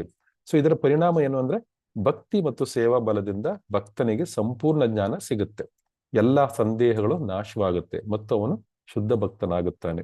ಸೊ ಈಶೋಪನಿಷತ್ನ ಈ ಅಂತಿಮ ಮಂತ್ರದಲ್ಲಿ ನಮಗೆ ಏನು ಪಾಠ ಸಿಗುತ್ತೆ ಅಂದ್ರೆ, ಸಂಪೂರ್ಣ ಶರಣಾಗತಿ ಮತ್ತು ನಿರಂತರ ಭಕ್ತಿ ಸೇವೆಯ ಮೂಲಕ ಮಾತ್ರ ನಮ್ಗೆ ಈ ಭೌತಿಕ ಭ್ರಮೆ ಅಂತ ಒಂದು ಕೆಸರಿಯಲ್ಲಿ ಸಿಗಾಕೊಂಡಿದೀವಿ ನಾವು, ಭವರೋಗ. ಈ ಭವರೋಗದ ಕೆಸರಿನಿಂದ ತಪ್ಪಿಸ್ಕೊಳ್ಳಿಕ್ಕೆ ಸಾಧ್ಯ. ನಂತರ ತಪ್ಪಿಸ್ಕೊಂಡು ಪರಮಪುರುಷನಾದ ದೇವೋತ್ತಮನ ಶ್ರೀಕೃಷ್ಣನನ್ನು ತಲುಪಿಸ್ಲಿಕ್ಕೆ ಸಾಧ್ಯ. ನಾವು ಎಲ್ಲಕ್ಕಿಂತ ಮುಖ್ಯವಾಗಿ ಮಾಡಬೇಕಾಗಿರೋದು ಶ್ರವಣಂ ಮತ್ತು ಕೀರ್ತನಂ, ಮತ್ತು ತಾನೇ ಭಕ್ತಿ ಬೆಳೀತಾ ಹೋಗುತ್ತೆ. ಯಾವಾಗ್ಲೂ ನಾವು ಶ್ರವಣ ಮಾಡಬೇಕು, ಕೀರ್ತನೆ ಮಾಡಬೇಕು, ಭಗವಂತನ ಲೀಲೆಗಳನ್ನು ಶ್ರವಣ ಮಾಡಬೇಕು, ಭಗವಂತನ ಕೀರ್ತನೆಗಳನ್ನು ನಾವು ಹೇಳಬೇಕು. ನಾವು ಕಲ್ತಿದ್ದನ್ನು ಆದಷ್ಟು ಜನಗಳಿಗೆ ಹೇಳ್ಕೊಡ್ಲಿಕ್ಕೆ ಪ್ರಯತ್ನ ಪಡಬೇಕು. ಸೊ ಭಗವಂತನು ಹೇಳಿದ್ದಾನೆ ಭಗವದ್ಗೀತೆ 18ನೇ ಅಧ್ಯಾಯದಲ್ಲಿ, ಯಾರು ನನ್ನ ಬಗ್ಗೆ, ನಮ್ಮಿಬ್ಬರ ಸಂವಾದದ ಬಗ್ಗೆ ಹೇಳ್ಕೊಡ್ಲಿಕ್ಕೆ ಯಾರು ಪ್ರಯತ್ನ ಪಡ್ತಾರೆ, ಯಾರು ಅದು ಸಿನ್ಸಿಯರ್ ಆಗಿ ಪ್ರಯತ್ನ ಪಡ್ತಾರೆ, ಅವ್ರು ನನಗೆ ಅತ್ಯಂತ ಪ್ರಿಯರು ಅಂತ ಭಗವಂತನೇ ಹೇಳ್ಬಿಟ್ಟಿದ್ದಾನೆ. ಸೊ ಅದರಿಂದ ನೀವೆಲ್ಲರೂ ತಿಳ್ಕೊಳ್ಳಿ ಇದನ್ನ, ಮತ್ತೆ ಇದನ್ನು ನೀವು ಕೂಡ ಎಲ್ರಿಗೂ ದಯವಿಟ್ಟು ಹೇಳ್ಕೊಡಿ ಅಂತ ಹೇಳ್ತಾ ಇಂದಿನ ಒಂದು ಕ್ಲಾಸ್ ಅನ್ನು ನಿಲ್ಲಿಸೋಣ. ವಾಂಛಾಕಲ್ಪತರುಭ್ಯಶ್ಚ ಕೃಪಾ ಸಿಂಧುಭ್ಯ ಏವ ಚ ಪತಿತಾನಾಂ ಪಾವನೇಭ್ಯೋ ವೈಷ್ಣವೇಭ್ಯೋ ನಮೋ ನಮಃ. ಹರೇ ಕೃಷ್ಣ ಕೃಷ್ಣ ಕೃಷ್ಣ ಹರೇ ಹರೇ, ಹರೇ ರಾಮ ರಾಮ ರಾಮ ಹರೇ ಹರೇ. ಶ್ರೀಲ ಪ್ರಭುಪಾದ್ ಕಿ ಜೈ, ಅನಂತ ಕೋಟಿ ವೈಷ್ಣವರೊಂದಿಗೆ ಜೈ. ನಿಮ್ಮೆಲ್ಲರಿಗೂ ಕೂಡ ಧನ್ಯವಾದಗಳು ಮತ್ತು ಜೈಕಾರವಾಗಲಿ. ನಿಮ್ಗೆಲ್ರಿಗೂ ಜಯವಾಗಲಿ. ಹರೇ ಕೃಷ್ಣ. ಧನ್ಯವಾದಗಳು ಪ್ರಭುಜಿ. ಹರೇ ಹರೇ ಹರೇ ಕೃಷ್ಣ. ಕೃಷ್ಣ ಪ್ರಭುಜಿ. ಹರೇ ಪ್ರಭುಜಿ, ಕೃಷ್ಣ. ಹರೇ ಕೃಷ್ಣ 30ನೇ ಪ್ರಭುಜಿ, ತಾರೀಕು ಧನ್ಯವಾದಗಳು. ರೆಕಾರ್ಡಿಂಗ್ ಬರ್ಲಿಲ್ಲ ಪ್ರಭುಜಿ. ಹಾ, ಹರೇ ಕೃಷ್ಣ ಪ್ರಭುಜಿ. 30ನೇ ತಾರೀಕ್ದು ಸಂಡೇ ಅದ್ರ ಕಳಿಸಿದ್ರಲ್ಲ ಮತ್ತೆ ರೆಕಾರ್ಡಿಂಗ್ ಓಪನ್ ಆಗ್ಲಿಲ್ಲ ಅಂದ್ವಲ್ಲ, ಮತ್ತೆ ಹಾಕ್ತೀನಿ. ಹಾಕಿದ್ನಲ್ಲ. ಅಲ್ಲ, ಹಾಕಿದ್ರಿ ಅದು ಪ್ರಭುಜಿ, ಲಾಸ್ಟ್ ಸಂಡೇದ್ ಹಾಕ್ತೀನಿ. 9ನೇ ಎರಡು ಲಿಂಕು ಒಂದೇ ಇದ್ರಲ್ಲಿ ಹೌದು. ಕೊಟ್ಟಿದ್ದೀನಿ ನೋಡಿ. ಹೌದು ಎರಡು ಕೊಟ್ಟಿದ್ದೀರಿ. ಇದೆಯಾ? ಹಾ, ಎರಡು ಹಾ, ಒಂದರಲ್ಲೇ ಇದೆ. ಕೊಟ್ಟಿದ್ದೀನಿ ನೋಡಿ. ಬಟ್ ಒಂದ್ರ ಅದು ಕೆಳಗಡೆ ಒಂದಿದೆ ಇವತ್ತು ನೋಡಿ. ಪ್ರಭುಜಿ, ಹಾ? ಅದಿದೆ ಪ್ರಭುಜಿ, ರೆಕಾರ್ಡಿಂಗ್ ಬಂತು. ಹಾ, ಬಟ್ ಇನ್ನೊಂದು ಏನಾಯ್ತು ಅಂದ್ರೆ, ಅವತ್ತಿನ ದಿವಸ ಕಡೆದಾಗಿ ತಾವು ಹೇಳಿದ್ರಲ್ಲ ಪ್ರಭುಜಿ, ಓಪನ್ ಬುಕ್ ಅಸೈನ್ಮೆಂಟ್ ಗೆ ಏನೇನು ಇದಗಳನ್ನ ನಾವು ಫಾಲೋ ಮಾಡ್ಬೇಕು ಅಂತ, ಪಾಯಿಂಟ್ ಬೈ ಪಾಯಿಂಟ್ ಏನ್ ಫಾಲೋ ಮಾಡ್ಬೇಕು